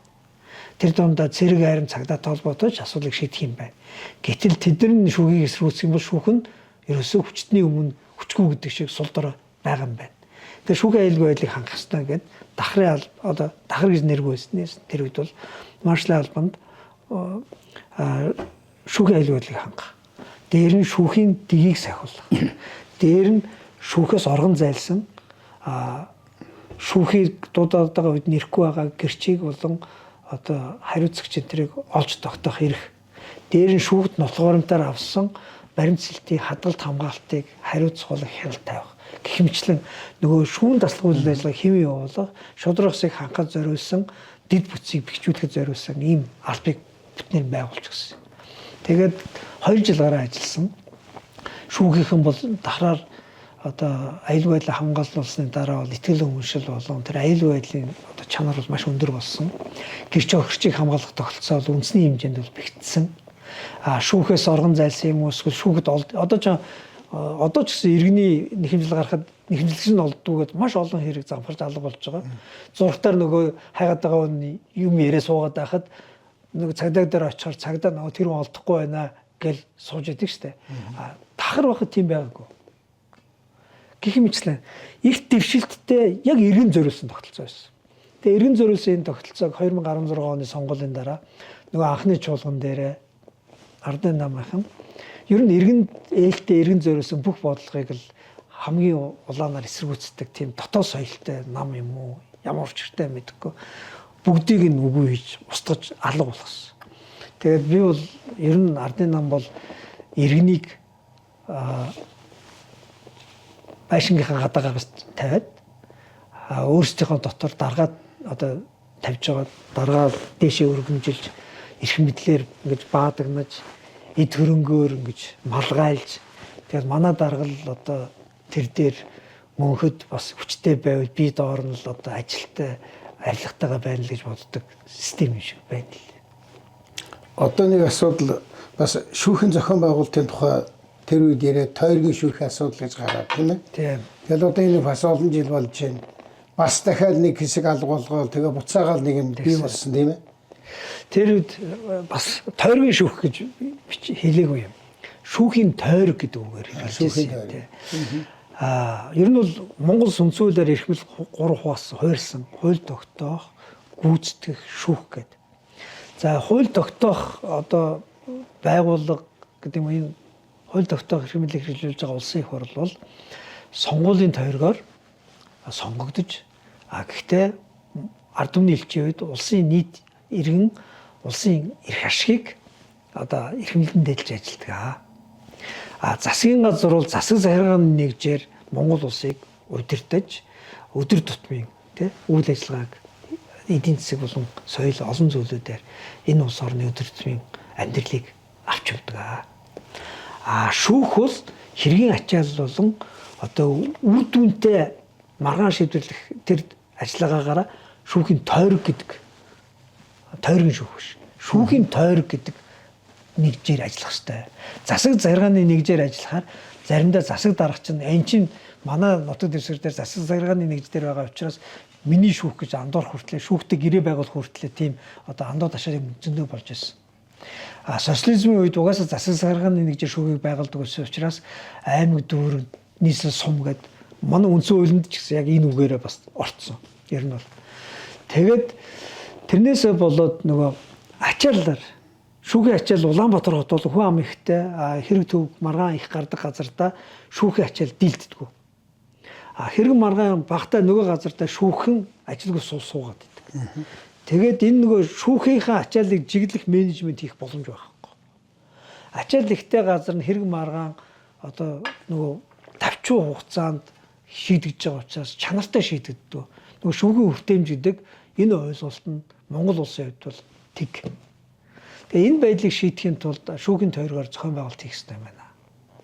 Шүүхийн тойргоор зориулаад Улаанбаатар хотыг 2 одоо шүүхийн тойрогт хуваагаад зүүн баруун хэсэгт шүүхийн байшин барья гэж анх удаа одоо манай засгийн газар санаачлаг гаргаж тэр байшингуудыг байшин эхлүүлж ирсэн. Анхны хөрөнгө оруулалтад тэр хийж ирсэн. Тэгээ харамсалтай нь 10 хэдэн жил тасалж байгаад сая сүүлийн 2 жил нэмж нөхөж мөнгө хөрөнгө оруулалтад одоо тэр байшин босч байна. Гэтэл манай шүүхүүд чинь ямар байшинд байдаг бэлээ? Зал талбай олдохгүй томоохон бүрэлдэхүүнтэй шүүхээ одоо шүүхийн байшинд биш театр хийж байгаа шүү дээ. Тэ? Тэгээд шүүх хурлаа явж байгаа байшин сангийн үзгээр өмгөөлөгч прокурор бүкс ирэх зайгүй ачаалаа дийлэхгүй. Тэгээд бүгчм бараг л одоо юу гэдгийг шүүхийн огт зориултгүй бараг л дотуур байр өөр зориулттай байрсан одоо барилга байгуулалтын дотор бүр гадаад улсын өмчлийн байшин түрээслэж шүүх хэрэглээ хэрэгжүүлж байгаа улс шүү дээ. Тэр яарамгийн энд барьдаг шүүхийн барилгын чинь суурийг өгөн тавьсан биз дээ. Одоо боссон. Одоо боссон уу? Тий, шүүхийн иргэний зөвлөл санаачлагтай ажиллаад сүүлийн 2 жил улсын хурал дээр төсвийг тавьж өгөөд одоо байшин бол бүтнээрээ боссон. Сүүлийн 2 жил. Сүүлийн 2 жил бүтнээрээ боссон. Баруун зүүн талд яасан? Зүүн талд нь болохоор эхлүүлээгүй. Одоо бол эхлүүлээгүй учраас газар нь ч байхгүй болсон бохоо. За тэгвэл яарамгийн тэнд босхыг гэсэн шүүхийн цогцлбор маягийн юм шүү дээ тийм ээ. Шүүх прокурорын цогцлбор маягийн тийм үстэй. Нөгөө дэлхийн улс орнууд чинь тэр прокурорын систем ч гэсэн бас шүүхийн тогтолцоог дагаж байгуулдаг юм байл. Манайх бол засгийн газрын бүтцийг захиргааны байгууллага босоо удирдлагатай засаг захиргааны нэгжийн прокурор системтэй. Тэгээ яг социалист уламжлалаар одоо тээврийн прокурор дэлхийд одоо тээврийн прокурор гэж юм байхгүй. Тэр үедээ яасан бэ гэхээр машин гэдэг бол манай нийгэмд шин зүйл байсан баг. Жолооч гэдэг чи одоогийн баг одоо нэр хүн дээрээ бол бараг томоохон бизнес эрхлэгч банкны захирал шиг одоо нэр хүндтэй тийм мэрэгжил байлаа шүү дээ. Тэгээд тэрэн зориулаад нөгөө автоварын тодорхой хэрэгүүд гарч ирсэн баг. Тээврийн прокурор гэж байгуулад тэр нь одоо хүртэл явж байгаа. Гэтэл нөгөө улс орнууд чинь энэ салбаруудад зориулсан биш. Шүүх рүү бүтээгдэхүүн нь шүүх рүү үндсэн ажил нь очдог учраас шүүхийнхаа зохион байгуулалтыг дагуулж прокурор систем байдаг. Шүүхийн тойрог гээд тогтолцоо үүсэж байгаа юм бол тойргийн прокурор үүснэ. тойргийн прокурорын хяналтан дотор газар нутгийн системээр ажилладаг цагдаагийн байгууллага орж ирнэ. Хэргийнхаа системээр ажилладаг мөрний шалгах байгууллагууд орж ирнэ. Гэх мэтчлэн ингээд тогтолцоо өөрөө ингээд орчин үеч их хэрэгтэй байсан. Бид бол одоо хүртэл нэг юм өгдөг үстэй. Бүсгүй тосноос явсан ч тосон бүсгүйгээс явсангүй гэдэг шиг бид социализмаас гарсан гэж бодож байгаа боловч манай хуулийн байгууллагын тогтолцоо систем хуульчдын маань энэ тархин дотор хууль сахиулагчдын маань дал энэ одоо зуршил дотор нөгөө социализмээс огт салаагүй байж. Одоо нэг нийтэм хэлчихв. Одоо санаж байна өөрөө. Манай засгийн газар огцроод нэлээд хугацаа өнгөрцөн байсан юм. Тэгээд битээр нэг би бас нэг яагаад ч үлээ битээр уулзаад имээрээд тэгээд нэг самбар ойрхон байсан чинь чи бас ч ирээ тэн дээр нэг баахын бичээд шинжлэл өөрчлөлт хийх гэдэг бол ямар хүнд хэцүү процесс болох тухай ярьсан шүү дээ. Нэг тийм юм тийм ээ. Би тэгээд бас тавлаа тэр үед хэлсэн шүү дээ. Тэгээд энийг чи тэгээд тэр засаг масаг огцрохоос өмнө уншиж судалж ярьцгааж явахгүй ясгаа тоглож ирсэн. Тэгэхээр ирнэ. Одоо ингэ битэрийн яриан дээр бол ингэх гэсэн чи болсонгүй. Ингэх гэсэн чи болсонгүй. Тэг гэсэн чи болсонгүй гэдэг байгаа биз? Тэгээд эн чинь 10 хэдэн жилийн дараа зарим нь тэр үед хийх гэсэн юм зөв байж хийж штэ. Тэр үед босгох байсан 10 хэдэн жилийн дараа одоо босч эхэлж штэ. Зарим нэг нь бол босоочгүй явж штэ. Тэгэд энэ одоо өөрөө намайг утгаад харьцангуй залуу байсан. Тэг яасан бэ ирнэ. Тийм. Одоо ингээд дахиад 2 кейс одоо түүхэл ярья. Тэр чинь тэнгэр зохиол хичээлтэй ш түүхэ. За яг ингээд хуулийн салбарт дах томхоо шинтгэлүүдийг яг ийм байдлаар тэр хуулийн салбарт байгаа дарганаас зориулж биш. Тэр дарга нарыг ашигладаг эрх мэдэлтэн улс төрчдөд зориулж биш. Тэр байгууллагуудаас үйлчлэгээ авах хэрэгтэй. Тэр байгууллагуудад эрх нь хөндөгдөж өртдөг иргэдэд зориулж одоо энэ өөрчлөлтийг хийх гэж байгаа шүү дээ. За энэ өөрчлөлтийг хийх гээд ингээд алхмууд хийсэн чинь зөрчилдөө өссөн. Том зөрчил өссөн. Ямар зөрчил өссөн бэ гэсэн чинь нөгөө хуулийн байгууллагын толгой дээр байгаа дарга нар ер нь бол таагүй байна шүү. Их дургүй байна. Эхний зөрчил баг бэлэгт дээр нь нууд ихсэн. Цагдаагийн дарга байсан шүү дээ. Цагдаагийн дарга нь сайтайгаар зөрчилж байгаа шүү дээ. Тэгээд тэр зөрчил нь юунаас эхэлсэн бэ гэхээр ерөөсөө биднээс нэг мөрийн хөтөлбөртэй амлалтсан байгаа. Бид одоо энэ хуулийн байгууллагыг хууль сахиулах байгууллагын иргэнжүүлнэ. Цэргийн одоо зохион байгуулалт болон одоо цэрэгцсэн энэ дотоод соёлоос нь салгана гэдэг ийм зорилт байхгүй юу? За энэ зорилтын цагдаагийн байгууллагын дарга бол генерал байхгүй гэдэг үг хэлсэн. Тэгсэн чинь хүн генерал авах гэж хахад юу болж байна гэдэг зөрчил үүссэн. Тэгээд ингээ харсан чинь нөгөө манай хуулийн байгууллагууд дотор чинь энэ эргэн зориулсан шинтгэлийн тухай толгоогоо гарчлаж тэрний төлөө ажлынхаа одоо цагийг зарж зохион байгуулалтаа яаж байгаа хүн алга. Яг эсрэгээр бүгдээр нэг хүн рүү хараад хизээ би генерал болох вэ гэдэг хүлээлттэй бүтэн айрам сууж байгаа байхгүй юу? Ер нь бол дарга нарын айрам. Тэгээд нэг хууль сахиулагч эрх зүйн байдлын хуулийг санаачилсан шалтгаан юу вэ? Энэ генерал цол гэдэг чинь хуулийн байгууллагуудыг ерөнхийлөгч өөрөө өөртөө үйлчлүүлдэг гол хэрэгсэл юм байна.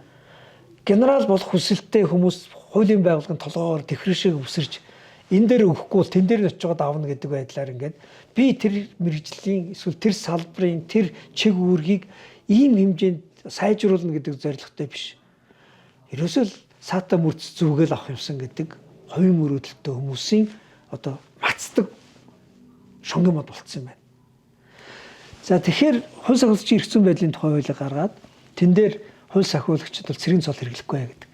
За одоо эхний хамгийн том арга. Тэнгууд чи мөрдсөөр орлоо гэдэг одоо хэл ам гарч ирсэн шүү дээ. За нөгөөдөл чи хурандаа генерал цолтой үнэхээр дуртай. Бусад одоо дэвшилтэд улс орнуудыг сонирхох судалсан чинь юниформ буюу дөрөв тууцсан хүмүүстэй албан тушаал, дөрөв тууцгүй албан тушаал гэж хууль сахиулах байгууллага дотроо байт юм билээ. Нөгөө нэгтлэн захиргааны албаагч дарга нар нь дөрөв тууц өмсдөг юм билээ. Зөвхөн годомжинд эргүүл хийж байгаа, иргэнтэй харьцаж байгаа, яг тэр хууль сахиулах ажлаа хийж байгаа нөгөө одоо фронт гэж хэлэхэд муухай юм. Тэ? Гэхдээ нэг ажлын нэг галын шугам байна шүү дээ. Яг тэр шугам дээр ажиллаж байгаа хүмүүс нь дөрөв тууцтай цолтой байт юм билээ.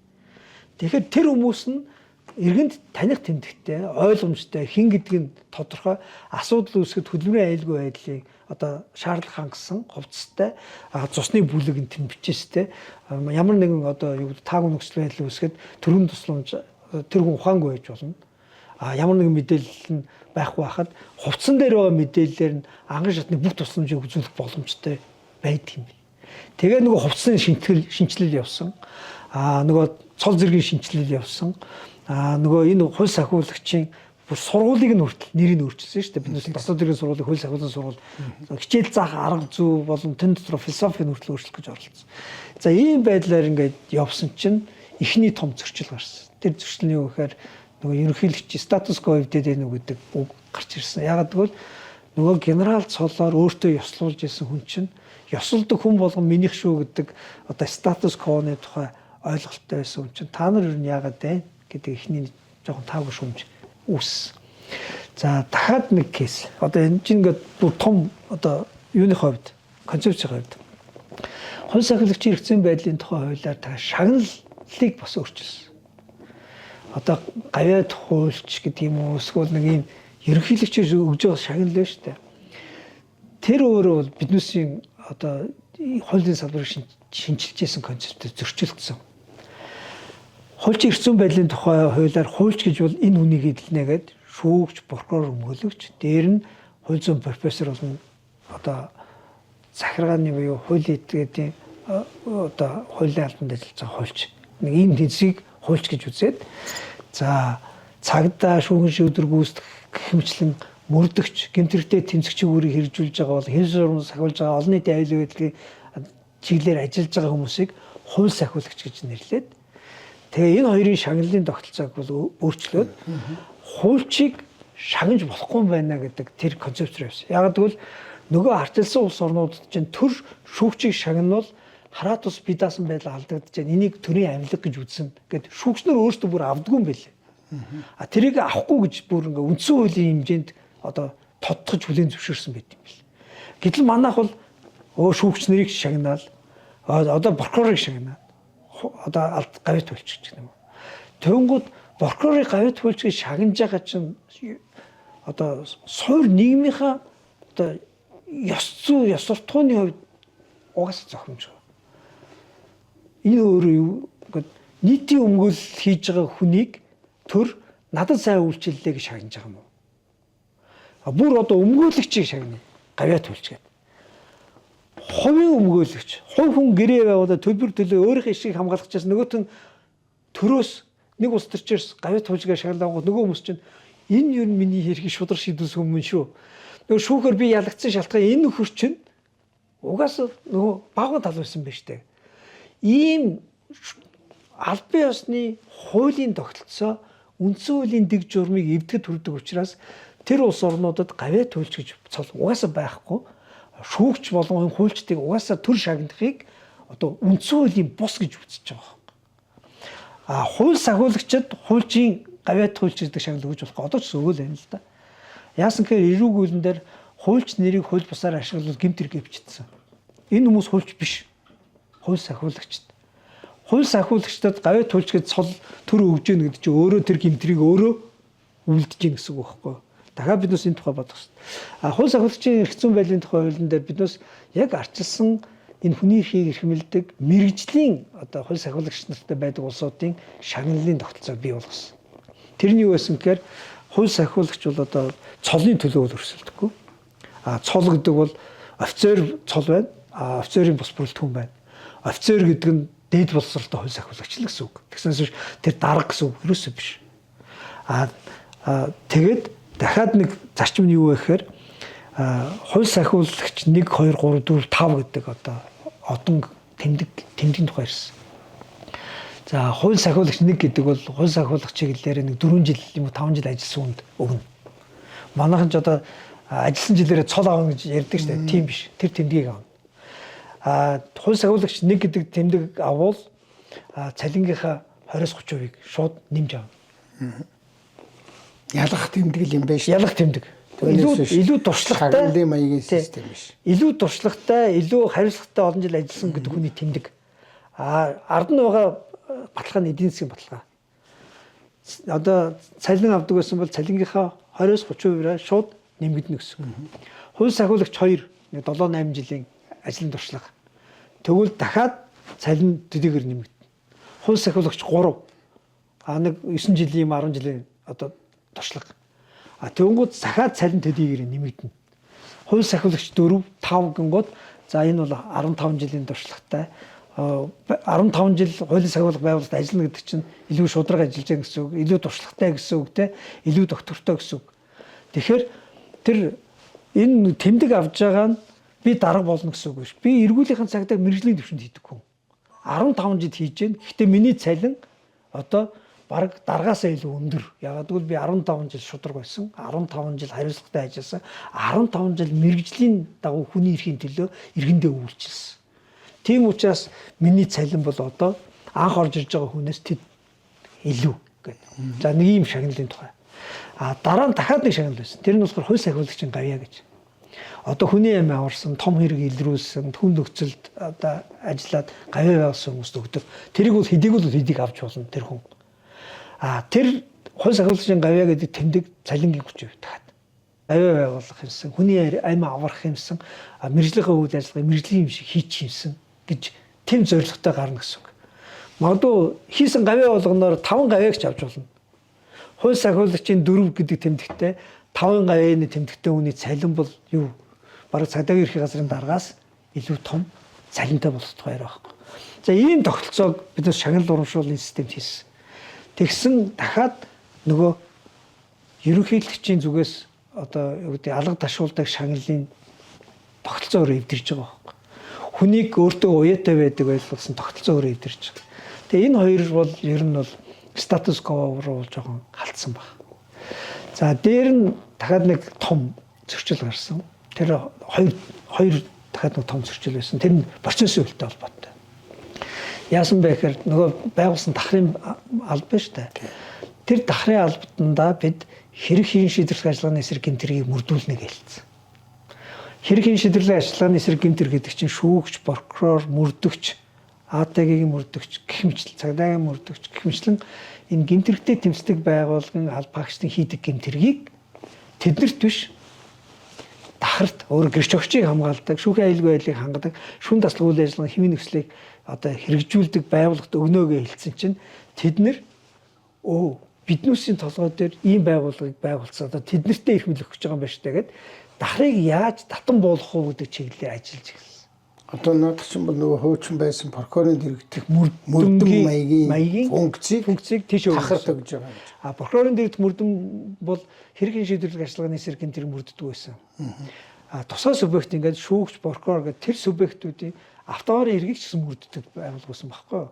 Энэ болохоор нөгөө хэрэг хийн шийдвэрлэх үйл ажиллагааны дотор нөгөө мөрдөгч нар, нөгөө хууль сахиулагч нар, нөгөө хуульчид мэржлийн үйл ажиллагаа хууль бусаар явуулах, хүнийг нотлохын дэг хурамчаар бүрдүүлэх, тэ хүнийг хилмигдүүлэх, эрүүшүүлэлт тулгах гэх мэтлэн энэ төрлийн гэмтэргийн их юм бол тэднийг өөрсдийг нь мөрддөг.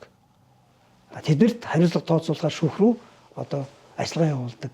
Тэр одоо чиг үүргийг прокурорын мөрдөнгөөс арай өөр. Тэр чиг үүргийг прокурорын мөрдөнд тусгай одоо субъект гэдэг чинь бас социализм маягийн мөрдөх байгууллага. Энэ бол арчилсан чөлөөт нийгэмд нөгөө due process гэдэг процессын шударгаас хамгаалахад зориулагдсан одоо чиг үүрэг байхгүй.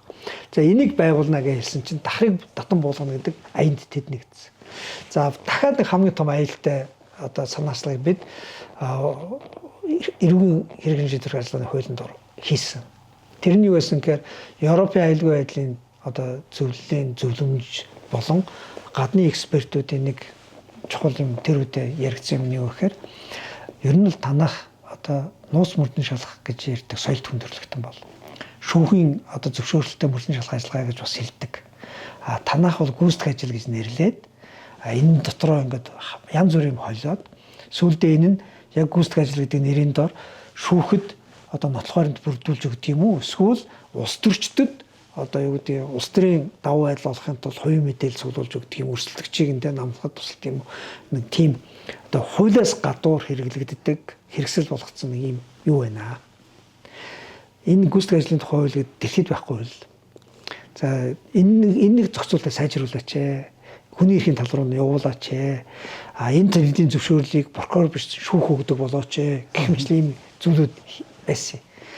Олон жил зөвлөсөн зөвлөмж, олон жил ярилцсан. Одоо яриа байхгүй.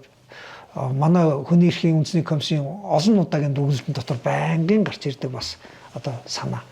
За энийг бид шийдэх гээд зоригтой жоох алхсан. За тэгсэн чинь юу болсон бэ гэсэн чинь нэг өглөөс ирсэн. За манай засгийн газар унтсан байсан.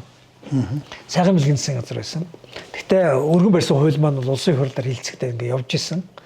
Санал хураалтууд нэлээд дууссан. Бараг эцсийн одоо санал хураалт буюу хууль эцлэн батлах хэмжээнд ирсэн байсан чинь нэг өглөө өдөр тутмын хэвлэлээр 3 байгууллагын даргын мэдээлэл гарсан байсан. АТГ, тагнуул, цагдаа. 3 байгууллага энэ хуулийг одоо эргүүлэн тат. Энэ хууль бол байж боломгүй зүйл гэсэн агуулгатай. Тэгсэн чинь өглөө нь сайхан бэлэг ерөнхий сайд засгийн газраас өргөн барьсан учраас энэ хуулийг биднээс татнаа гэд одоо буцаад татах тухай яриа гарсан. Тэгээд тэр өдөр би ерөнхий сайдын өөрөөр тавьж ороод яаж бид 2012 оны сонгуул дээр иргэдэд юу амласан? Иргэнийг хамгаалсан, иргэндээ ээлтэй хуулийн тогтолцоо бий болгох гэж амласан. Гэтэл танаа шийдэр одоо томилогдсон хууль зүйн сайд зорилгоч нь дахрыг татан болгонодог ихний хуулиа тэгж өргөн бариад тэгээд улсын хурл дээр ирээд буцаагаад одоо амруу галгадуулаад явсан шүү дээ тэр чинь. Одоо хоёр дахь нь та нар яг нөгөө Вишинскийн тэ улс төрийн цагдаа хийгээд байгаа, хүн хилмигдүүлээд байгаа, хонглыг угсраад байгаа энэ системийг эвтгэж зориулсан хуулийг нөгөө яг хонглын хаалгач нарын үүдэндээ дэлгүүрээ эргүүлээд зогсож байгаа хүмүүсийн шаардлагаар татаж авч байгаа юм уу гэсэн чинь хэдүүлээ ярилцъя гэд. Тэгээд нөгөө хуулийн байгууллагын 2-3 хүнийг оруулж ирээд за юу нь болохгүй яагаад байгаа юм гэсэн тэд нэр дахиад нөгөө социалист юм гэж жоох ярьсан. Би зөрүүлээд үгүй наад чинь 1992 оны үндсэн хуультай нийцэхгүй байна. Бид хүмүүнлэг иргэний арслан нэг байгуулна гэсэн. Шудраг шүүхэршүүлэх эрхийг хангана гэсэн. Гэтэл шудраг шүүхэршүүлэх эрхийг дээр нь мөрдөгч нар гараа суудсан. Шүүхийн эрх мэдлийг прокурор нь булаагаад хэрэгжүүлсэн. Тэгээд нөгөө Монгол Улсын үндсэн хуулийн дээр байгаа шүү дээ. Хүний орон байр болон загтал харилцааны нууц халдашгүй гэдэг. Халдашгүй байдлын тухай 4 заалт байгаагийн нэг нь шүү дээ. Үндсэн хуулийн дээр байгаа энэ заалтаас гадуур явж байгаа энэ юм чинь одоо энэ хэвэл зохицолж янзлахгүй мó гэдгсэн чинь за тэгвэл ярилцъя. Та дахиад санал хураагаад үзээч гинэ. Тэгээд санал хураалгаж яах чааг. Өдөө үзчих гэ. Тэд нөгөө ус гişүүдэд ажиллаад гişүүдийн конопыг одоо өөрчлөх гэж байгаа байхгүй юу? За тийм л гэсэн. Тэгээд яг тэр ярианаас гарч ирээд Туйлзан байнгын ороонд орж ирэхэд миний дэргэд оюнгэр сууж байсан. Оюнгэр юу болсон гэд за нэг юм боллоо гэдгсэн чинь тэгэд яг оюнгэр болт хоёр. За эднэрийн хүснээр одоо улсын хурл одоо шийдвэр гаргана гэж байхгүй. Улсын хурлын бүрийн эрхөө халдах хэмжээнд ирж штэ гэд оюнгэр л үг хэлжсэн шиг санаж байна би. Яг Туйлзан байнгын орон дээр санал хураалж явуулаад уулнууд хураацсан саналыг дахин оруулж байгаа штэ. Дэгэн дээр байхгүй. Одоо улсын хурл бүр ингээд тийм хэмжээний буулт хийгээд тэгээд дахиад санал хураасан чинь улсын хурл дэмжээ баталсан. За эцсийн санал хураалт ингээд дууссан. За одоо ёсчлох ажил үлдсэн. Тэгээ ёсчлох ажлаа хүлээгээ бүгдээрээ суусан. Тэгсэн чинь манай зэнх бол дарга маань хуулиа жоохон хойшин тавиад тэгээ сонгуул руу ороод сонгуул болоод дуусаад эцсийн найруулга сонсох гэдэг ганцхан алхах зөх ажил нь дууссан. Байхгүй. Тэгээд ардын намынхаа олох болоод хамгийн түрүүнд тэр хуулиудыг шууд хогийн сар авч шийдсэн. Одоо тэгэхээр хараа бидний нэм подкастер ингээ ярьж байгаа сэдв нэгэн шинжил хийх гээл нөгөөх нь гарч ирэл нураагаал нэг юм хөлдөр зур харагдаад байна. Тэгэхээр энэ шинжилэл гэдэг чинь хэний төлөө хийгээд байгаа юм бэ гэж. Тэгэхээр бид нар энэ Монгол улс чинь шудрагаас байх хэвээр. Ялангуяа иргэн хүн шудраг шүүхээр шүүлгэх, шудраг процессор явах бүх эрх нь иргэний эрхийг л хамгаалах чиглэлд явсан байгаа үстэй. Гэтэл энэ бүх иргэний эрхийг хамгаалах энэ процесс, энэ үйл ажиллагаа бол ерөнхийдөө хүний өрийн гэхгүй л эсэргүүцэл эсэргүүцэлтэй тулгарч ийсэн юм аа. Би одоо өнгөрсөн ч гэсэн хэлчихье. Би санжуунаас нь харж исэн хүний хувьд тийм ээ. Тэр нь тийм л юм болж дуусч байгаа үстэй. Яг хөө тэгээд улс төрийг ямар зорилгоор одоо улс төр хийдэг вэ гэдэг хоёр төрлийн хүн байна. Яг улс төрчдийн хувьд бол нэгс нь үзэл санааны зорилгоор улс төр хийж байна. Итгэж үнсэж байгаа үзэл санаагаа амьдралд хэрэгжүүлэх гэж бодлого болгож одоо үйл хэрэг рүүгээ шингээх гэж. Тэгээ тэр өөрчлөлтөөр ингээ хараад өөрт нь юу ч наалдаагүй ч гэсэн тэр өөрчлөлтийг хараад нэг сэтгэл сайхан тий. Тэгээ хууль болгоод байх гэж. Тэр хууль нь хэрэгжиж байгааг хараад тийм ээ. Тийм баясаа. Иргэдэд одоо ив их сууж штэ. Нэг хэсэг хүмүүс зөвхөн ашиг сонирхлын төлөө улс төр хийж байна. Сайд болоод үзчих юмсан. Хүн загнадаг нэг тийм албан тушаал хашаад авчих юмсан. Нэг том мөнгөн дүн дээр гар үсэг зурдаг болчих юмсан. Хүмүүс нэг сайдаа даргаа гэдэг ингээд араас нь хуйлраад айлдж орсон хоймор руугаа залаал те. Аж ахуй нэгжээр орсон ч гэсэн ингээл хайсах савтай юм барьжгүй гээл. Ашиг сонирхлын төлөө хийж байгаа улс төр үзэл санааны улс төртэй ерөөс огтлцдгүй юм байна. Харин хоёр эсрэг явдаг юм байна. Огтлцох болохоор зөвхөн нэг нэгэнд дайсан шиг үзэж устгах талбар дээр л таардаг болохоос биш нэг зэн дээр гараад нэг чиг рүүгээ ерөөс хөтөлцөд явах боломж байдгүй юм байна. Тэгээд ингээ харахаар ашиг сонирхлын улс төр хийж байгаа хүнд бол намын ялгаа алга. Яг үнэ хэлэхэд. Ашиг сонирхлын улс төр хийж байгаа хүнд насны ялгаа алга. Яг үнэ хэлэхэд. Бүр боловсролын ялгаач алга. Үзэл санааны улс төр хийж байгаа хүмүүст бол харин тэр ялгааны тухай биш нөхөрлийн тухай ярьж байна. Яг үзэл санааныхаа төлөө зогсож байгаа хүмүүс бол нас хамаагүй нөхөрлөж болдго юм байна. Үзэл санааныхаа төлөө ингээд алхаж байгаа хүмүүс түүх хамаагүй нэг нөхөд сурамжаараа эсвэл дэврүү мөрөөдлөөрөө холбогдоод хорчт юм байна. Тэгэд зөв би нэг юм дээр жоохон харамссан. Юун дээр харамссан бэ гэхэд бид нэг нам болоод за нөгөө намаа бол одоо яриад яах вэ? Өөр үзэл бодолтой, өөр соёлтой, иргэнэ бодхоос илүүтэй даргаа боддог, дарга шүтдэг тийм дотоод соёл нь бүр хатуу хуулиас илүү том хүчтэй дэг журам болоод хувирцсан тэр намыг одоо шүүмжлэх баг илүү цөөх байхгүй. Харин эсрэгээрээ энэ 90 оны ардчсан хувьсгалыг авчирсан 92 оны үндсэн хуулийн гол үзэл санаануудын төвчээсэн Монгол улсын ингээд төгжидмэл хаалттай ингээд нэг улсын одоо дагуул байдлаар ингээд хоцрогдсон байсныг задлаж дэлхий рүү те гүүр болгож холбож үүжсэн арчлагчид өөрсдөө нөгөө үзэл санаагаа мартах хүртлээр ашиг сонирхолд ингээд хүлэгдэх бол жоохон харамсалтай байсан. Хоёрт нь ер нь би өцөдөрхөн бас хэлсэн. Биднээс нэг үзэл санаагаа ялж тэг үзэл санаагаа амжилттай хэрэгжүүлж байгаа гэж мэдэрч баяссан хугацаа их богино юм тий. 90 оны том өөрчлөлтийг ингээ бүгд мэдрээд тэр үзэл санааныхаа ялалтанд баясах, тэрнээсээ урам авах, тэрнээсээ нөхөгдөж ингээ буцаад хүчтэй болох гэдэг тэр зүйл нэг 2000 оноос өмнө бол гоё гэж. 2000 оноос хойш бол бид дахиад үзэл санаагаа ялж мандуулж тэр туугаа зоож дэврүүлсэнгүй. Дандаа ингээд нэг тийм эрх баригчийн хавсрах шиг явлаа. Хэрэгжүүлэх боломж ч ингээд үндсэндээ бол сонгуулаар ерөөс олдоогүй. Хоёр удаа нэг нь одоо эвслийнхээ хувьд нэг нь дангаараа нэг олон биш. Нэг олон судалтай болох гэж болж л нэг үзлээ шүү дээ. 12 онд нэг удаа, 96 онд нэг удаа. Тэрнээс босод үед бүх сонголт ардын нам дээр байсан учраас бүх эрх мэдэл ардын нам дээр байсан учраас бид зөвхөн үзэл санаагаа бодлоо юмны завсар шургуулах гэж л оролдож ирсэн. Шургуулад 1-2 амжилттай явсан. Үүсэхгүй. Гэхдээ ихэнхдээ нурж исэн.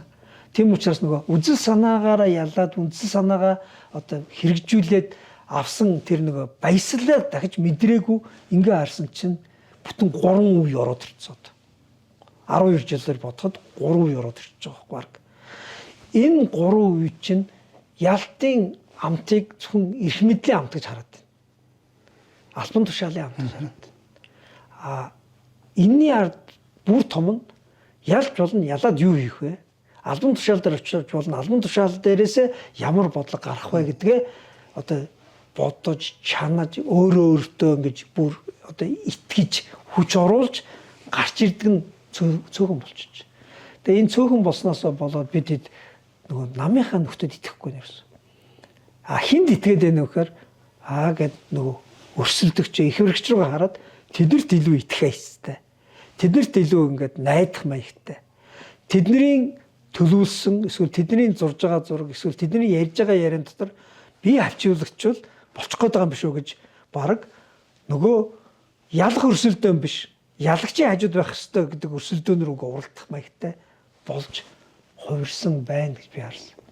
Тэрнээсээ болоод биднээс нэгнийхээ явуулж байгаа дэвшүүлж байгаа үзэл санааны маягийн өөрчлөлтүүдийг ойлгохыг хүсээгүйгээсээ болоод бас санамсаргүй юу эсвэл санаатайгүй юу унахад тусалж байгаа юм болоо да гэж бас харсан. Энэ тэгэхээр бас манай нийгэмд явж байгаа хөндлөл процесс юм байлээ л. Би бол бас одоо сүүлийн үед хараад нийгэмтэй ч юм бол одоо 100% санал. Биднэрт энэ үзэл санааг хэрэгжүүлэх 90 оных шиг тийм одоо нийгмээрээ ингэж урамших, омогших, босох, тийм сэргэх тийм боломжууд өрөөсөө гарч ирэх байлцсан. Энэний чи би бас юу гэж шаарддаг вэ гэхээр одоо би ч их хурл дээр байгаа хэлдэг шин. Сонгуульч сонгуул биш болчиход. Сонгуульд чи мөнгөтэй хүмүүс л гарах болчиход. Мөнгөтэй хүн юунаас хаанаас мөнгө авдаг юм? Намаасаа мөнгө авна. Эсвэл хэдэн мөнгөтэй хүнээс мөнгө авна. Гарч ирээд хаашаага харж ажилдаг юм. Нам руугаа харж ажиллана эсвэл мөнгө авсан хүмүүс рүүгээ харж. Ингээл одоо нэг юм маань нэг сонирн болчиход байгаа. Тэр дарга төвтэй нам гэдээ бас нэг юм яриад шүү дээ. Энэ чинь дээр үс юм байлээ шүү дээ. Одоо өнгөө байгаа шүү дээ.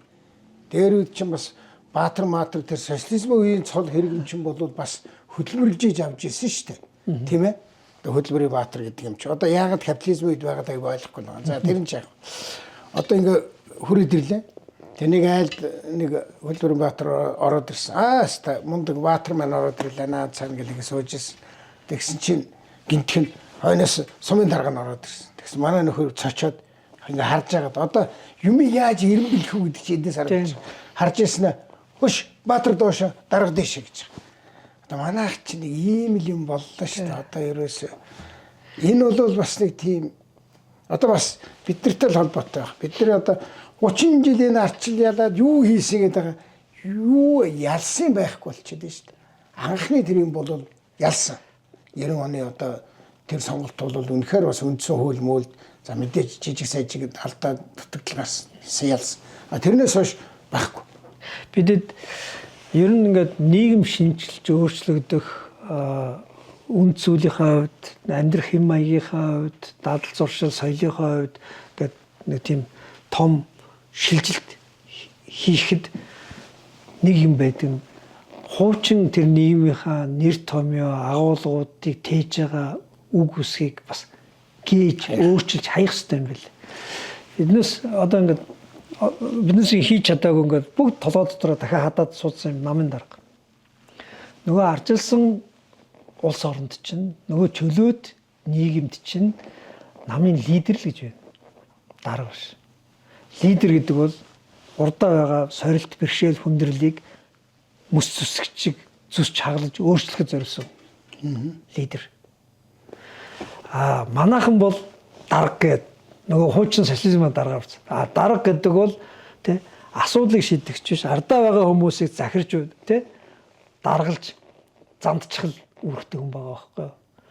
Дарга бол аршаа гарч авч байна. Лидер бол уршаа гарч авч байна. Гэтэл бид улс төрийн намын тухай хуульч болон өөртөө арчилсан нам хүртэл дотоод одоо дүрм журм энэ сонгуульда яг нөгөө социалист нөгөө дарга шүтдэг тэр соёл дарга төвтэй тэр намын одоо юмыг авчираад хуулаад тавьчихсан. Бид лидертэй нам байх хэрэгтэй. Нэг лидер байна уу, 2 3 лидер байна уу хамаагүй. Лидерүүд өөрсдөө мэс үсгэх ажлаа хийх хэрэгтэй. Арчсан нам ер нь дарга тойрж бүжгэлдэг нам уулна биш л дээ. Лидерүүд хайцсангүй биш. Бид бол ерөнхийдөө бол ингээд үзэл санаагаа тойрч зогсдог. Лидерээ дагаж мэс үсч хөдөлдөг. Тийм л улс төр хүч юм биш дээ. Одоо тэр мөн чанараа бусаас сэргээх ёстой юм болоо гэж би хардیں۔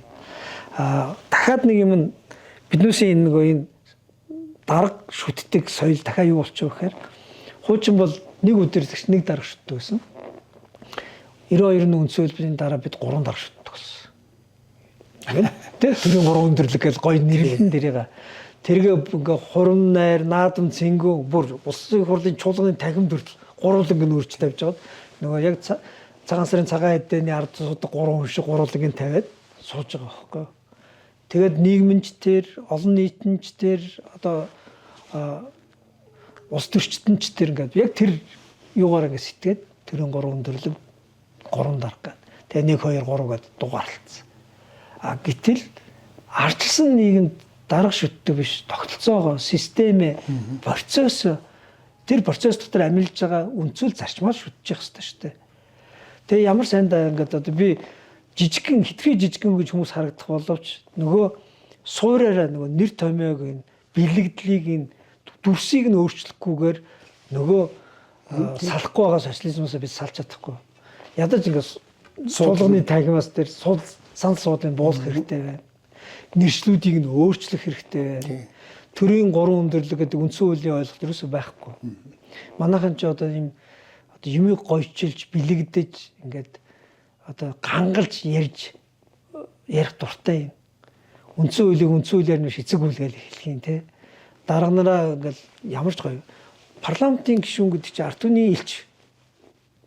Тэгсэн чинь төрийн түвшээ. Төр түшилцдэг хүн биш. Үндсэн хуулийн дээр эн чинь төрийн эрхийг барих ард түмний элч. Үндсэн хуулийн дэг журмын тухай, үндсэн хуулийн үзэл санааны тухай бид 30 хэдэн жил ерөөсөө яриаг юм байна. Бид юуны тухай ярьсан гэхээр нийгмийн дэг журмын тухай, даргын эрх мэдлийн тухай ярьсан байна.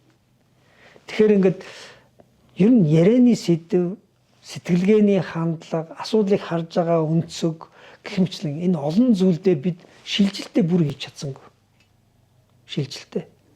Тэгээ би ямар санда одоо 2024 оны сонгуулийн өмнө transformation гэдэг бид бол ингээд шилжих тухай бол зөндөө ярьсан. Гэхдээ доороо эргээд буцааж эргэж хараад нөгөө тийшээ явах хэрэгтэй байсан чинь баг феодализм руу алхацсан байна. Үнэхээр одоо чөлөөт арчилсан энэ хүн төрөлхтний дэвшилтэд үзэл санаагаар одоо улс орноо хөгжүүлэе гэж бодож байгаа бол биднээс феодализм руу алхаагаа одоо зогсоох хэрэгтэй. Феодализм гэдэг юу гэж үзэж байна? Гэхдээ одоо эн чинь дандаа нэг эзний яс биш үү? Бид чи өөрсдөө ингээд эрхчлөөтэй одоо бүн эрхт бүгд найрамдах иргэний одоо Монгол улсыг байгуулах гэсэн чинь эзний улсыг байгуулж эхэлж штэ. Эзний улсыг. Тийм, ерөөсөө ингээд орон нутагт ч гэсэн нэг феодал эзэн болоод сууж л байдаг. Төв засгийн газар ч нэг феодал эзэн болоод сууж л байдаг. Бүр улс орны хэмжээнд ч гэсэн нэг феодал шашин төрийг хослон барих хэмжээн рүү босч ирж лээдэг. Тэр ойлголт санаанд явж байгаад энэ нэр томьёо таарад байна. Би одоо энэ засгийн газар ч юм уу илүү засгийн газар дээр хэлээд байна. Энд ч одоо ерөнхий сайдын үүрэг гэдэг юм ер нь бараг алга болчихжээ. Нэгдүгээрт нөгөөх нь хурдан өөрчлөлтөд салгидаад байна. Хоёрдугаарт феодлуудын засгийн газар болчихсон шүү дээ. Нэг хэсэг газар нутаг тойрог гэсэн үг шүү дээ. Газар нутгийг эзэгэндэг.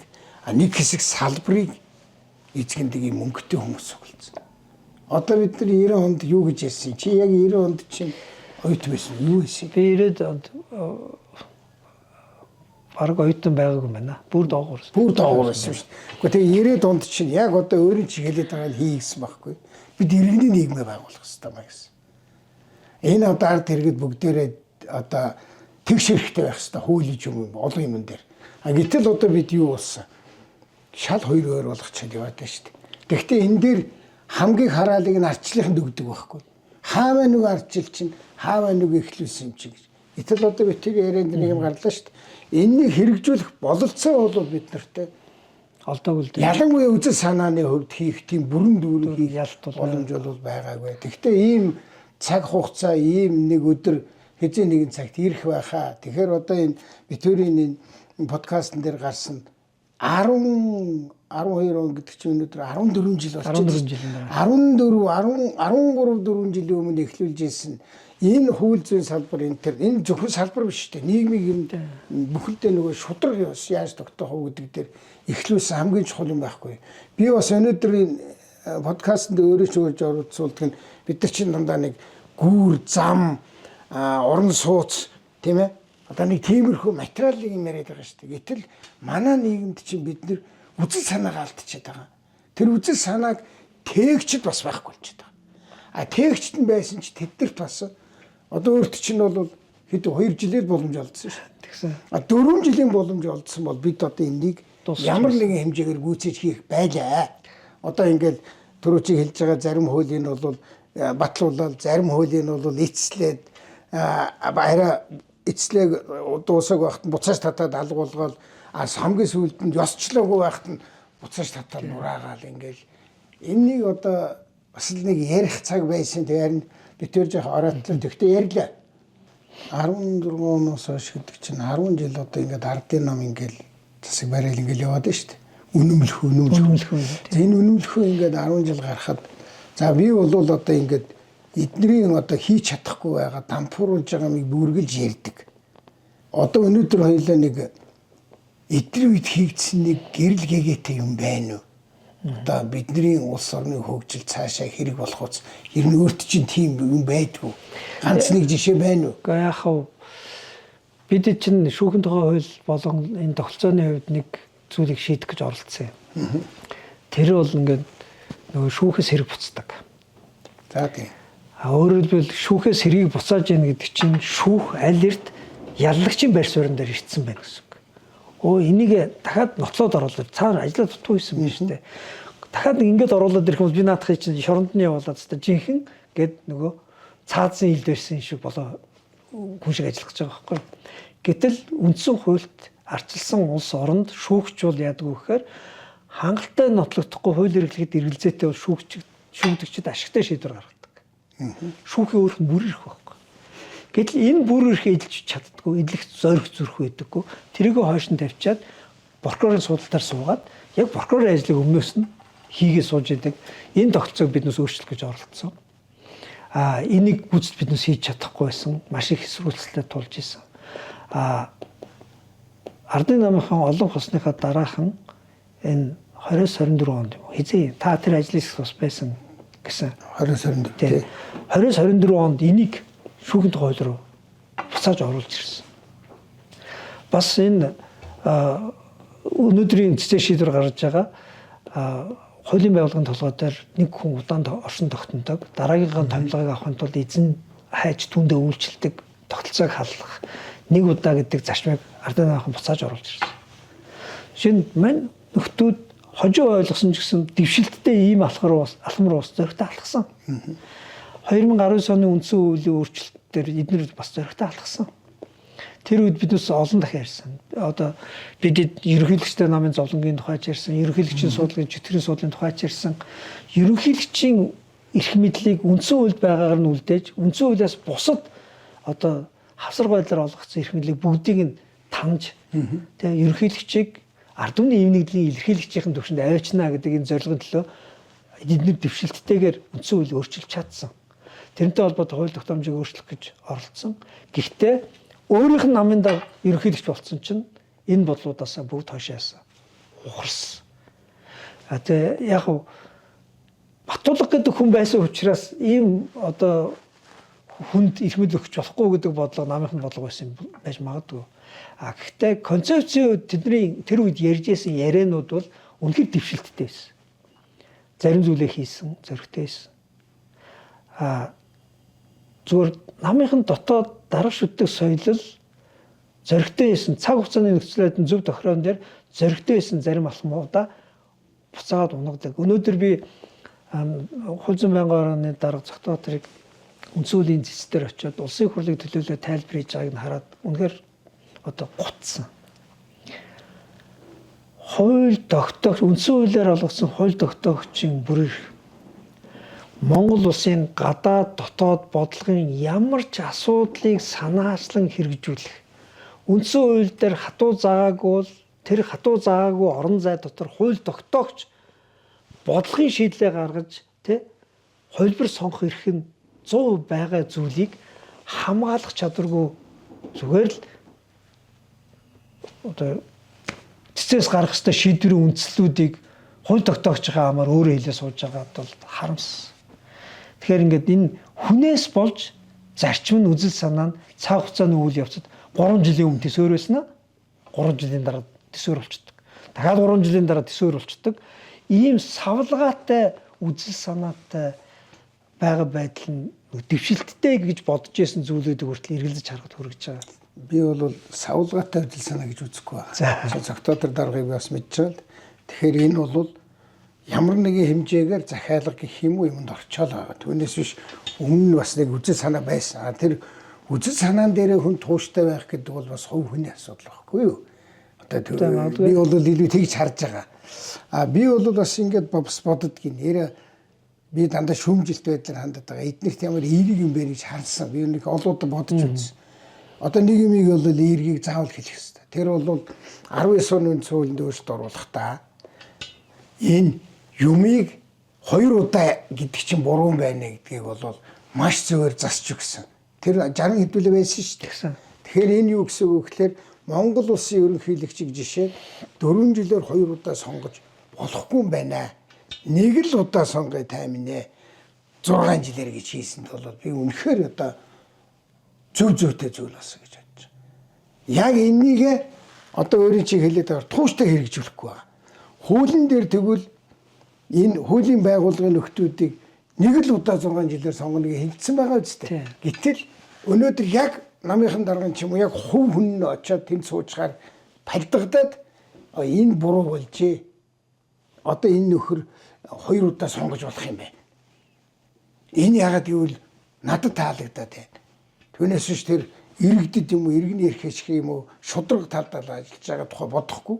Надад таалагдаад миний хийснийг биелүүлээд байх юм байна. Тийм учраас энэ нөхрийг 2 дахь удаа ийм л юм руу яваад байна л да. Одоо ингээд авилгалтай тэмцэх нь авилгал нь бүр амар их болчиход байхад л дарга нь 2 дахь сонгогдчихэв. Прокурорын байгууллага гэж нэг даргын тушаалаар ажиллаад асуудал нь бас явахгүй байхад 2 дахь сонгогдчихэв. Шудраг шүүх бүр ингээд шүүхэд идэх иргэдийн итгэл оваагаагүй явж байтал ерөөсөө даргын даалгавар биелүүлдэг ганц нөхөр 6 жил хичнээн хүнийг улс төржүүлсэн байдлыг шоронд хийлээ. Тэгэхээр тэр хүнийгээ буцаагаад тавьж байдаг. Тэгэхээр энэ нам чинь өөрөө ингээд үндсэн хуулийн дээр маш том агуу зөв хийсэн мөртлөө яг ийм юм дээр очихоор одоо яаж цаашаага бид нэр амь зуух вэ? Яаж цаашаага бид нэр одоо дахиж одоо ноёлд суух вэ? Ийм л хандлагаар хийгээд. Яг саяны одоо энэ зүйл дээр жишээ нь улсын их хурлын гаргасан бодлогыг ард түмнийг үндсэн хуулиараа цорын ганц төлөөлөх эрхээ институц нь улсын их хурл байхгүй. Тэгээ ард түмний нэрээр баталж байгаа хуулийг үндсэн хуулийн бус гэж зарлах, үндсэн хуулийн цэцгийн буюу шүүхийн нэг л одоо мөн чанар амин сүнс байгаа юм. Тэр нь юу вэ гэхээр иргэний үндсэн эрх. Яг л үндсэн хууль байгаагийн зорилго нь өөрөө юу? Үндсэн эрх. Улсын хурл байгаагийн зорилго нь үндсэн эрх. Үндсэн хуулийн шүүх байгаагийн зорилго нь үндсэн эрх. Тийм учраас суур усан тэр амин сүнс нь өөрөө энд эвдэгдэж байгаа учраас энэ алдааг заснаа гэж улсын хурлаас давж том дуурах тэр боломж нь үндсэн хуулийн цэцэд энүүгээр олгогдож байгаа. Гэтэл одоо тэр амин сүнс нь байхгүй. Амин сүнс нь байхгүй зүгээр хоосон хувцсаар улсын хурлыг оруулах сууж байгаа. Яг амин сүнс нь байхгүй гэхээр түрүү битээр анхны яриа ярихад эхэлсэн. Дээж өгөн иргэн шүүчээр томилогдох гэж байгаа, дахиад томилогдох гэж байгаа хүний эрх ашиг хөндөгдөж байгаа шүү дээ. Тэр хүн өөрийнх нь нэрээр миний үндсэн эрх зөрчигдөд байна гэдэг үндсэн хуулийн цэцэд хандаад энэ асуудлаа шийдэж байгаа бол зөв ёсных. Гэтэл өөрөө хөшгөний ард нуугдаад өөр хин нэгнээр ингэж явуулаад үндсэн хуулийн цэцээр огт сонгогдоогүй. Үндсэн эрх байхгүй учраас одоо арчлыг ярихаас өөр аргагүй. Арчлалтаа огт хамаагүй, огт сонгогдоогүй нэг хүн мэдээлэл өгөөд огт арчлалтаа хамаагүй сонгогдоогүй зөвхөн улсын хурлаас томилогдсон 8 хүн. Тэгээ бүр цэцгийн даргынхан бүр их дууссан. Хууль ёсны ихэд эргэлзээтэй хурлын хэлбэрээр ард түмнээ сонгогдоод тэднийг төлөөлж байгаа парламентын тогтоосон хуулийг хүчинг болгож байгаа. Тэгэхээр энд юу хамгийн аимшигтай вэ гэхээр энэ бол нөгөө шүүх гэдэг үндсэн зарчмыг биднээс одоо үндсүүлийн шүүхтэр барихгүй болохоо очжээ. Шүүх гэдэг үндсэн зарчим юу гэдгийг хамаарлын зарчмаараа эрх ашиг нь хүндэгдсэн хүн л шүүхэд гомдол гаргана. Өөр хэн нэгэн төлөөлөх юм шүүх тэр гомдол хүлээж авах ёсгүй. Гэтэл одоо бол яасан гэхэд их ашиг нь хүндэгдсэн хүн хүчний ард нуугдаад огт хамаагүй хүн үндсэн хуулийн нэр бариад улс орны үндсэн хуулийн дэглэмийг тоолж болж байна. Яг ийм арга замаар хинтийн сонгуулийг 2 жил барьж ирсэн. Яг ийм арга замаар төмөр замын нарийн царгийг хүчингүй болгож ирсэн. Яг ийм арга замаар ашиг сонирхолтой хүмүүс нь хөршний ард нуугдаад өөр огт одоо эрхшигтэй хэлхээ холбоогүй хүнээр мэдээлэл гаргаад улс төрийн захиад албаар зэс алхах зохиод ард нь хэн хогсож исэн бэхээр хинтийн сонгогчд сонгох ихээр хогсож исэн. Төлөөлөлтөй байх ихээр хогсож исэн. Монгол улс урд төштөйг нарийн царгаар холбогдоод эдийн засгийн үр ашигтай, зардал багттай, тээвэр логистикийн дэлгэцтэй болох бодлогоор хогсож исэн. Одоо иргэд шударгасан ёсны одоо шудраг шүүхээ шүүлгэх тэр ихээр хохирох хэмжээнд ирж байгаа байна. Тэгэхээр энэ нь бол биднээсийн хувьд яг хаа акта популярис гэж одоо шинжлэх ухааны буюу хууль зүйн хэлээр хэлдэг. Европын үндсэн хуулийн шүүх, Венецийн комисс гэж одоо шүүхтэй холбооны байгууллага байдаг. Тэдний одоо манай зориулсан дүгнэлтэн дотор байгаа нэг чухал үг. Энийг бид Европын шүүх, үндсэн хуулийн шүүхүүд огт зөвлөдөггүй. Энийг зөв гэж бид ерөөсө боддоггүй. Яагаад гэвэл хамааралтай өөрийнхөө эрхэн зөрчигдөж гэнэ гэдэг үндслээр иргэн гомдохгүй эсэргээр огт хамаагүй хүмүүс ийм байдлаар одоо үндсэн хуулийн шүүхт хандах одоо механизм ажиллах юм бол энийг хамгийн овжин, хамгийн хохиролтой, хамгийн том одоо ашиг сонирхолтойгоор эдлэх, ашиглах тэр зүйл нь ерөөсөө улс төрийн эрх мэдэл. Ийм арга зам хаалгууд нэгдэлтэй байхад тэр шүүхийг чинь бид үндсэн хуулийн шүүх гэж нэрлэж чадахгүй. Тэрнийг улс төрийн шүүх гэж нэрлэхээс өөр арга байхгүй. Гэдэг нь өнөөдрийн манай үндсэн хуулийн цэцэг бол. Тэгэхдээ үндсэн хуулийн цэцгийн буруу биш, хинч гэсэн өөртөө хамаагүй асуудлаар хандаж болж байгаа гэсэн үг шүү. Тийм хуулийн орчин бий болгосон байна гэсэн. Тэгэхээр бид үндсэн хуулийн цэцгийн хууль тогтоомжийг боловсронгуй болгох хэрэгтэй. Үндсэн хуулийн цэцгийг улс төрийн шүүх биш, үндсэн хуулийн шүүх болгох чиглэл рүү өөрчлөх хэрэгтэй. Хамгийн гол нь иргэний үндсэн эрхийн маргаан гэдэг тэр маргааныг нь хариалуулж шийдвэрлэх хэрэгтэй. Нөгөө үндсэн хуулийн шүүхүүд чинь нийт шийдэж байгаа маргааных нь 94% нь иргэний үндсэн эрхийн маргаан. Цаана үлдэж байгаа 6% нь бараг 4% нь эрх мэдэл хуваарлтын маргаан. Үлдэж байгаа 2% нь нормтын хяналт буюу үндсэн хуульд хууль нийцэж гэнэ үгүй гэдэг маргаан. Тэгэхээр бид үндсэн ажлыг нь ерөөсөө өгөөгүй. Үндсэн ажлыг нь өгөөгүй учраас энэ завтай сул байгаа үндсэн хуулийн цэц юу хийж яах гэхээр улс төрийн шүүхийн ажил хийж эхэлж байгаа. Манай засгийн газрын үед гэжтэй таны санаачлаад хийсэн одоо энэ бас нэг чухал ажил байдаг. Тэр болохоор иргэдэд одоо цагдаагийн үйлчилгээ ойрхон байх ёстой гэдэг ингээд энэ концепцаа гаргаад тэр энийг ажил болгож чадсан шүү дээ, тийм ээ. Тэр тухай таваас нэг дэлгэрүүдэд хэлээд өгөөч. Цагдаагийн шинтгэлтэй холбоотой ер нь бол 3-4 том концепцийн өөрчлөлт хийсэн. Цагдаагийн шинтгэлтэй холбоотой. За суурь шинжтэй холбоотой нь юу гэхээр манайхад ингээд төрийн цагдаа гэдэг нэг тийм ойлголттой. Хүчний байгууллага гэдэг нэг ойлголттой. Цэрэгдсэн одоо байгууллага гэж хэлдэг. Тэгээд тушаалаар хөдөлдөг гэдэг соёлтой байсан. Тэгээд нөгөө дэвшилтэд хүний эрхийг хамгаалдаг ардчилсан улс оронд чинь төрийн цагдаа байхгүй. Хотын цагдаа байна. Иргэнд үйлчлдэг, хууль сахиулах, аюулгүй байдлын үйлчлэг үзүүлдэг тийм байгууллага байна. Төр хамгаалах тухай биш. Энэ олон нийтийг, энэ иргэнийг аюулгүй, айдасгүй амьдрахад нь тусалдаг үйлчлэгээний байгууллага байна. Нэг. За энэ чиглэл рүү одоо бодлого явах хэрэгтэй. Үйлчлэгээний байгууллага учраас нэг хүртээмж, иргэнтэй ойрхон байх хэрэгтэй гэж зарчим ярина. Гэтэл манайх ингээд иргэн харсан чинь яг нөгөө төрийн цагдаа гэдэг л философиор дарга нарт ойрхон бүтцтэй л цагдаагийн байгууллага байна. Иргэнд ойрхон бүтцээрээс алга байна. Тэгэхээр иргэн рүү ойртуулъя гэсэн чинь Улаанбаатар хотод тэр үед бол нэг сая 400, сая 300 хүн амтай байсан. Сая 300 орчим хүн амтай одоо хотод цагдаагийн уламжлалт дүүргийнхэн тоогоор цагдаагийн хилцэл чинь хүртээмж байна. Тийм учраас 100 мянган хүнд одоо хурж ажиллах хэмжээний ойролцоогоор зохион байгуулалт хийх ёстой учраас гээд цагдаагийн тэр үеийн хилцгийг задлсан. Задлаад байшин барилгын барихтай холбоотой асуудлыг ярьсан. За тэр үед улсын биш хотын дарга Батүл дарга байсан.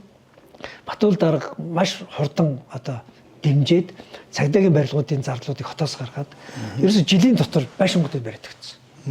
Гэхдээ байшинг барихтаа дахиад биднес бодлого ирсэн. Одоо манай цагдаагийн дарга нарын байшин чинь ингээд дандаа дарга нартаа зориулсан офис байна. Эргүүлд яваад ирсэн цагдаад үйлчлэл буцаад хуцаа сойлоод усанд ороод гэр рүүгээ те нөгөө албан үүрэг гүйцэтгэж явахдаа авсан одоо стресс өөр олон тэр зүйлүүдийг ажил дээрээ үлдээд гэр рүүгээ өөр аз жаргалтайгаар ари өөрөөр орох ёстой. Тийм учраас тэр эргүүлийн цагдаа нарт зориулсан одоо үйлчлэгээнүүд нь эргүүлийн цагдаа нарт зориулсан амрах байрууд нь эргүүлийн цагдаа нарт зориулсан дид бүтцүүд нь энэ хилцүүд чинь байх ёстой шүү дээ гэдэг зураг тослыг нь бүр тосон зориулж хийж байгаад хийсэн. Тэгээд цагдаагийн хилцүүд нэлээд нэмэгдэж барьсан. Одоо баг том дүүргүүдэд 3 цагдаагийн хилцсэн болсон байна. Тухайн үед их сонин дүү зураг одоо иргэний яриа. Хаан ул дүүрэг рүү цагдаагийн хилцийг задлаад хаан ул дүүргийн цагдаагийн хилцсэн түн одоо манд 19 байж идэг. Цаашаа Яармаг гэдэг нэлийн том үргэлжлсэн байж идэг. Тэгээд цагдаагийн хилцээ Яармаг руу шилжүүлгээд нэгийгээ задлаад одоо хоёр дахь цагдаагийн хилцээ Яармагт байж гэсэн чинь байшин байхгүй. Тэгээд түрээсээр нэг 2 3 өөрөө аваад ямар ч сан цагдаа нар тэнд очиж иргэний гажууд очиод нөгөө үйлчлэгээ ажиллаа хий. Тэгэхгүй бол та нар одоо яг хаана яаж байгаа чинь иргэдч мэдэхгүй байна тий. Тусламж дуутахад одоо нөгөө соёл төвлөрөлт чинь бол цагдаа одоо түргэн гал гурвыг хамгийн богино хугацаанд яаж очих вэ гэдэг тогтолцоо хийсэн байхад манад дуудаад ирдэг. Өөрөө уучраа болоо нэг бол зодуулаад нэг бол зодоод тэрийнхээ дараа цагдаа яриа сүлдээ дээрлгүүлсэн гэмт хэрэгтэн болоо цагдаад чирдээ явдаг хэмжээний одоо тийм удаан үйлчлэгээ байна. Тэгээ тэрийг богиносох гэх мэтлэн ингээд зөндөө юм төлөвлөв. Тэгээд Яармаг руу цагдаа гэлцээ явсан чинь иргэд гинт бөөн цагдаа болсон чинь яасан гэмт хэрэг гарсан юм уу гэж. Өмнө нь нөгөө тийм олон цагдаа тэр одоо бүс нутагт харагддаггүй ч. Гэхдээ биднээс манай цагдаа гэлц энд нүүж ирж байгаа гэсэн чинь өөх цагдаа ойрох ирсэн чинь нэг тийм юу одоо айцгүй нэг тийм таймж болсон юм шиг гэж нэг. Тэгээ хоёрт нь дахиад яг тийм цагдаа үйлчлэгийг сайжруулсан чинь манай цагдаагийн иргэдтэйгээ ингээд та нар дарагдаа тайлан тавих яах вэ? Цаашаа очиж иргэдтэй өдрөл болон тайлан тавьдаг бол гэдэг даалгавар өгсөн чинь төдөлгүй Улаанбаатарт том өөрчлөлт гарсан. Яасан иргэдтэйгээ уулзсан цагдаа болгон Улаанбаатар руу удирдлага руу юу гэж ирсэн гэхээр энэ гэмт хэрэг гаралт чинь ингээд гэрэлгүй харанхуй гудамж орой өв жишээ ингээд одоо үл ойлгох тийм байдлаас болоод гэмт хэрэг гаралт ихвэ тийм байна гэсэн чинь жилийн дотор гэр орол гэрэлтэй болоод ирсэн өөрчлөгдөд. Дээр нэг хөдөлгөөн тэргүүл гэж байсан юм. Нийслэлийн цагдаагийн төвшөнд. Наад хөдөлгөөн тэргүүл чи яадаг гэсэн явдаг. Маршрутын та нар яаж хяндаг гэсэн. Ер нь бол хяндаг гэдэг. Эсвэл бодит байдал дээр хөдөлгөөн тэргүүлийн маршрутыг бүрийн хянж чаддаг. Тэгэхээр хөдөлгөөн тэргүүлийг татан болгоод машин тэрэгтэй цагдааг бүгднийг дүүрэг цаг нөгөө задарч байгаа нэгж рүүгээ өгөөд та нар тэр хороондоо тэр хэсэг дээрээ нөгөө гэмт хэргийн газрын зураг гаргаад орой үз хамгийн эрсдэлтэй байдаг бүсүүд дээр хэдэн цагаас хэдэн цагт заавал очиж хянах уу гэдэг маршрутаа гаргаад тэрийгэ бүтэн хийнад яваагангууд нөгөө орой арх зардаг дэлгүүрийн гадаа нөгөө хүмүүс яг уулзалдаг тэр цагаар нь цагдаагийн албан машин очиод зогсдог болсон. Яг хүүхдүүд сургууль тараад автобусаас буугаад гэр рүүгээ явдаг тэр үеэр нь автобусны буудлын орчим цагдаагийн эргүүл явдаг болцсон. Ингээд нөгөө эргүүлийн систем сайжрангууд иргэдийн аюулгүй орчинд тэлээд гэрэлтүүлэг сайжрангууд иргэдийн аюулгүй орчинд итгэл нэмэгдээд нөгөө цагдаа иргэдтэйгээ ирж уулздаг болоод ирэнгууд болохгүй байгаа болж байгаа юмудаа цагдаагаа ярьдаг болонгууд цагдаа иргэн хоёрын нөхөрлөл гэдэг юм уу нөгөө итгэл сайжраад тэгээ ийм том шинжил явсан байхгүй. Тэгээ энэ бол аюул сайн шинжил байсан. Алт үеийн засгийн газар бол яг тэр үед 12-оос 14 оны хугацаанд цагдаад хамгийн том хөрөнгө оруулалт хийсэн. Өмнөх сайд нар цагдаад хайртай гэж зургатаар их ярьдаг байсан болохоос биш яг бодиттойгоор ийм хэмжээний том хөрөнгө оруулалт, ийм хэмжээний энгийн жирийн эргүүлийн цагдаад ээлтэй бодлого хэрэгжүүлээгүй. Нөгөө хүмүүсийн бодлого юу байсан гэхээр дандаа дарга нарт нь ээлтэй бодлого хэрэгжүүлсэн. Дарга нар нь доошоогоо зүгээр л одоо тэднийг хүчээр тэгээ ээлтэй орчин бүрдүүлж мэрэгжилдээ одоо ингээд урамтай ажиллах тухай биш даргаасаа айж ажилгүй болохгүй тулд ажилдаг системийг л өгсөрсөн байхгүй. Хоёр дахь том цагдаагийн байгууллагын шинжилгээтэй холбоотой мөрдөх алба байсан. Өөрөөр хэлбэл цагдаагийн дарга нар улс төрч том дарга нарт таалагддаг одоо тэдэрт ойрхон байх гэж оролддог нэг том эрх мэдэл нь ерөөсөө л одоо мөрдөн байцаах газар буюу улс орны хэмжээнд байдаг том эргүүдийг багслаад тэрийг ингэж байгаа шүү гэж харуулаад пиар хийчихэд доор ирэнд үйлчлэх хэсэг нь бол ингэж байхгүй байсан. Тэгэхээр цагдаагийн байгууллагаас мөрдөх албыг салгана гэдэг зарчим байсан. Мөрдөх алба гэдэг нь одоо үндэстэн намсан би улс намсан одоо зохион байгуулалтын гэмтэртэй тэмцдэг байгууллага. Хар тамхи, хүн худалдаалах, цахим гэмтэрэг, эдийн засгийн мөнгө угаах гэх мэтлэн энэ төрлийн гэмтэргүүд. Энэ гэмтэргүүдтэй биднээс цагдаагийн аргаар тэмцээд дийлэхгүй. Энэ гэмтэрэг улс нам чигддэг учраас олон улсын харилцаа хэрэгтэй, харилцан тусалцах гэрээнүүд хэрэгтэй. Яг энэ төрлийн гэмтэргийг шийдэхин тулд энэ төрлийн гэмтэргүүд гарч байгаа бүс нутгуудад хууль зүйн хатшаа дорож байх хэрэгтэй гэх мэтлэн нөгөө гэмтэрэгтэй тэмцэж байгаа аль багш нь мэрэгших хэрэгтэй. Одоо Америкт очиод хордлооны мөрдөгт очиод яг энэ чиглэлээр Герман явсан, Америк явсан цөөнгүй улс орнууд мөрдөх албаны үйл ажиллагаатай танилцсан. Тэгээ Америкт очиод ингээд танилцаад хүн бодлолт гэмтэргийн холбооны мөрдөгт явчааны мөрдөгчгээд 2 эмх, 3 эмхтэй орж ирж байгаа. Тэгсэн чинь нэг эмхтэй нь хүн бодлолт гэмтэрэгт өртөөд хохирч байсан. Тэр систем яаж ажилладаг, хаана хүнийг нуудаг, яаж мүлждэг тэр бүгдийг нь мэддэг. Тэгээд хохирч байгаад азар тэр системээс гарч ирээд тэгээд хохирч байсан туршлага тэр одоо төрлийн системийг мэддэг тэр мэдээлэл дээр түшиглээд 2 жилийн сургалтанд суугаад холбооны мөрдөх төвчний мөрдөгч болоод одоо тэр гэмтэртэй тэмцдэг. Өөрөө хохирч байсан учраас хохирчтой яаж харьцах хүртэл мэддэг. Нөгөө хохирож байгаа гэмтэргийн зохион байгуулалт болон үйл ажиллагаа яаж явдгийг ч мэддэг. Гэтэл манад нөгөө хүн худалдаалах гэмтэргийн мөрдөгч нь нэг зүгээр цагдаа. Тэгээд хүн худалдаалах гэмтэрд өртөөд хохирч болоод ирсэн үнтэй яг гэмтэртэн шиг харьцаа сууж байгаа. Тэгэхээр энд өөр мэргэжилт хэрэгтэй. Энд зохион байгуулалтын гэмтэргийн одоо чиглэлийн мэргэжилтнүүдтэй уулзсангууд 3 өөр төрлийн арьсны өнгөтэй хүн орж ирж байгаа. Аз, Мексик, Хар. Яагаад ийм 3 өөр байнгут манад зохион байгуулалтын гэмтэрг бол шоронд ихтэй бэхждэг, зохион байгуулалтанд ордог. Тэгээд ер нь бол ийм үндэснийхээ онцлогтойгоор зохион байгуулалт хийдэг юм аа. Мексикууд бол ер нь бол харуудтай нийлэхгүй. Харууд бол Мексикуудтай нийлэхгүй. Аз дотроо бол эхлээд Вьетнамууд жоохон төрөмгүй байсан бол одоо Солонгосууд жоохон давмгаалж байгаа. Тийм учраас энэ бол одоо Солонгос хүн. Биднээс энэ соёлыг нь мэддэг хүнийг тэр дотор нь зохион байгуулалтын хийж мэдээллийг авч ажиллахын тулд энэ хүнийг мэршүүлээд аваад ажиллаж байгаа. Өөрөөр хэлбэл энэ мөрдөх алба гэдэг чинь гарсан гэмтэргийн өнөсгөхөөс илүүтэйгээр угтаж зохион байгуулалт дотор нь орж тусгай төлөөлөгчүүдэд ажилуулж ээж энэ төрлийн гэмтэргүүдийг илүү илрүүлж ноцтойгоор системийг нэвдэж барьдаг юм аа. Тийм учраас зүгээр нэг цагдаагийн юм уу зүгээр нэг тийм одоо сурвалж сураад төгсөөд гараад ирсэн хүн энэ төрлийн гэмтэрэгтэй тэмцэхгүй. Үндэсний соёлыг нь мэдэх хэрэгтэй. Зохион байгуулалтын онцлогийг нь мэдэх хэрэгтэй. Ард явдаг бизнесийн хүрээг мэдэх хэрэгтэй гэх мэтлээ. Одоо биднээс одоо хүн худалдаалах гэмтэргийн дотор хүний 8-ны дотор эд эрхтний 8 гэдэг ч юм ингээд энэ чиглэлийн мэргэжилтэн бэлдээ гэхээр цагдаагийн албаа агчийг бэлдэх хэрэггүй шүү дээ. Энэ чиглэлийн мөрдөгчийн авяас байж болох эмчнараас биднээс мэргэжилтний бэлдэх хэрэгтэй байна.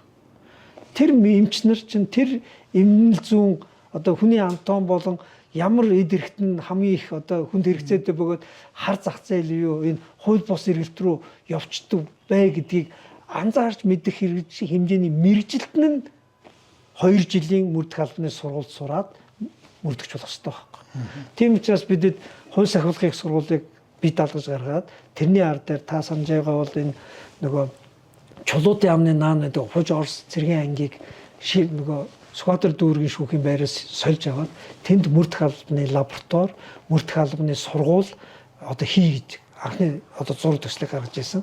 Тэгээ одоогийн шүүх шинжилгээний байгууллагыг мөрдөх албаны одоо шүүх шинжилгээний лаборатори болгож хувиргаад цагдаагийн бүс дотор хэргийн газрын анхны шатны лабораториуд шинжээчдийн үлдээгээд гэмчлэн тийм бодлого ярьж ирсэн. Энэ бол ингээд системийг цогцоор нарсан том бодлого байсан. Гэхдээ тэр амжилттай яваагүй. Мөрдөх албаны хуулиа биднээс батлуулж чадаагүй. Гацаа зогссон. Тэгээ нөгөө шүүхийн шинэ байшин баригдаагүй хөрөнгө оруулалтуудын зогсоосноос болоод нөгөө шүүх шинэ байр руугаа ороогүй. Тэгээ Сүхбаатарын шүүхийн байр сулраагүй учраас нөгөө чулуутай хамаа бид авч чадаагүй. За одоо тэгээд ямар муу юмар дуусгалтай биш хоёлаа. Тэгэхээр энэ үзэл санаа тэгээд энийг яаж хийх тийм ээ? Яаж иргэн төвтэй болгох гэдэг олон ийм шинэлэг ажлууд өгнө хийсэн бас амжилттай явсан юм би. Гэхдээ бас нэлээд юмнууд нь бол бас яваагүй. Одоо амжилттай явсан жишээ нь бид нөгөө энэ хажуудлын эмнэлгийг шорон болголоо гэж шүүмжлээлсэн. Гэтэл бид бас шоронгоо бол өөр газар те амгаланд барьсан. Тэгээд яг орчин үеийн дотроо үйлдвэртэй хүнийг те гэмт хэрэгтнийг дахиад бүр харьс гэмт хэрэгтэн болгож төлөвшүүлдэг гулаг маягийн зөвлөлт маягийн шорон биш. Эсвэргээр нийгэмшээд тэ өөрөө хохирлоо төлөөд хоримтлон үүсгээд мэрэгчлээ болоо гараад ирдэг тийм хорих иргэнсэн байгуулах тэр шорон барьсан. Тэгээ тэр шорон барьж байхад хамгийн их эсэргүүцэжсэн хүмүүс байсан. Намайг тэр үедээ уцаар загинжсэн ч хүн гарч ирсэн. Дахиад Батүл одоо Баатар маань төсөв юм хүнд байхад чи шорон барьж хэд хэн бэ гэж одоо намайг загинжлаа. Тэгээд 2 зайны эргүүлгээнд би Батүл ахыг шоронд байхад нэрэж ятсан. Манай хүн тэр шоронд байсан. Тэгээ манай хүн хүнийг хүнээрээ үлдэхэд иргэнснээрээ тэ эвдрэхгүйгээр байхад энэ шоронгийн орчин гэж ямар чухал гэдгийг би энд ойлголоо. Хуучин миний төсөөлжсэн миний мэддэг шорон чинь шоронгийн одоо хоёрыг шүүгэн шийдвэр гүйцэтгэх байгууллагын ажилтан өөрөө доторх хоригдлтойгоо адилхан л нэг нь торны гадна байгаа нэг нь торны дотор байгаа л хоригдл байдаг байсан. Гэтэл энд чинь одоо бол орчин нь өөр учраас яг л хүн хүнээрээ л харьцдаг юм байна. Хүн ёсны харьцаа шорон гэдэг бол тэ одоо гэмт хэрэгтийн ялтан хүнийг бүр нийгмээс нь тусгаарлаад ялварладаг биш.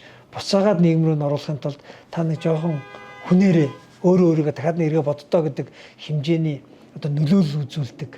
Энэ дотор чинь үйлдвэрч байна. Энэ дотор чинь хүнийг нийгэмшүүлэх зориулагдсан төрийн бас байгууллагатай хамтарсан төслүүд бөөж ирдэг юм байна. Үнэхээр орчин өөрөө сайжраад ирэхээр хүн өөрөө зөв болохоос өөр аргагүй байдаг юм байна. Дээр нь энэ байшингийнх нь архитектур бүх юм бодсон чинь нөгөө харуул хамгаалалт гэдэг нь өөрөө маш ухаалаг төлөвлөлттэй дизайн байд юм байна. Хүний хүчээр биш. Зүгээр барилга байгууламжийнхаа дизайнаар л харуул хамгаалтаа 50-60% шийддэг юм байна гэж манай өөрөө тэгж ярьсан. Одоо тэр яармагт босч байгаа шүүхийн цогцлбор чинь яг бидний одоо тэр 12 жилийн өмнө ярьж байсан тэр зургаар үзтээ. Тэр зургаараа. Одоо бүх юм бас яг иргэн зориулсан. Шүүх гэдэг бол ингээд нөгөө шүүгчнэрийн явдаг урсгал өөр, иргэдийн ордог урсгал өөр, дотроо ингээд жижигээсээ том хүртлээ хэдэн хурал их олон хурлын заалттай нэг давхар нь бүтэн эвдрүүлэн зуулчлах төвөд ажиллах бололцоотой өөрөөр яг л хуулийн их дэлгүүр гэдэг шиг шүүхийн тэр чинь нөгөө тухайн үеийн дэлхийд хэрэгжиж байгаа шүүхийн төслүүдээс загвар харж байгаа л дэлхийн ийм төвшөнд хүрсэн байна. Би зөвхөн тэр шүүхийн байшингийн зураг төсөл болон загварыг гаргахын тулд өөрөө Герман, Канада, Америк, Солонгос, Япон шүүхийн байшингуудыг бүр маршрутаар нь очиж үзэж танилцж ирсэн. Аюулгүй ажиллагааны хүртэл ямар одоо зохион байгуулалттай байдгийм байна гэх мэтлэнгээр. За тэгээ баярлалаа Тэнгүүжин сайдтай. Одоо нийгмийн одоо шудраг ёсонд одоо хамгийн чухал үүрэгтэй салбарын тухай бид нэлээд ярьлаа. Таны санаачилж хэрэгжүүлж эхэлсэн амжилттай явсан юмнууд за бас одоо зарим нь яагаад замынхын дунд зогссон. За өөр үзэл санаа гэдэг юм уу эсвэл одоо дарга шүтсэн нөхдүүд гарч ирсэнээс болж одоо ямар асуудлууд хэдэн 10 жилээр хоцорч байгаа тухай гэдэг бас нэлээд ярилцлаа. Би ер нь одоо засгийн газрын үед хийсэн ажлын тухай ярих гэж бодсон чинь танай салбарыг чинь бол их л ярих хэрэгтэй байна даа. Бидний нийгэмдийн үзэл санаа тийм ээ хаанаас хаашаа хүрээд явж байгаа социализмаас бид нар чинь нэг юм иргэний чөлөөт нийгэм рүү л уг нь явсан шүү дээ. Тэгээ одоо замдаа төөрч хөдлөөд янз бүрийн юм болчлаа. Замдаа үзэл санаа маань одоо үлдсэн боловч зөндөх гажлаа олон шалтгаанаас. Тэгэхээр хоёулаа тэгж жагаад ааж өөжүүд тодорхой асуудал бас олон нийтээр гарах л ёстой байна. Тийм ээ? Тэгээ яг нэг таны хэлдэгчлэг хөгжлийг биднээс ингээд барилга байшин замгүй нүдэнд харагдаж байгаа материалыг зүйлээр хэмжихээсээ гадна огт нүдэнд харагддаггүй яг барилга байгууламжтай адилхан бид нь бас яг адилхан нөлөөлж байж идэг.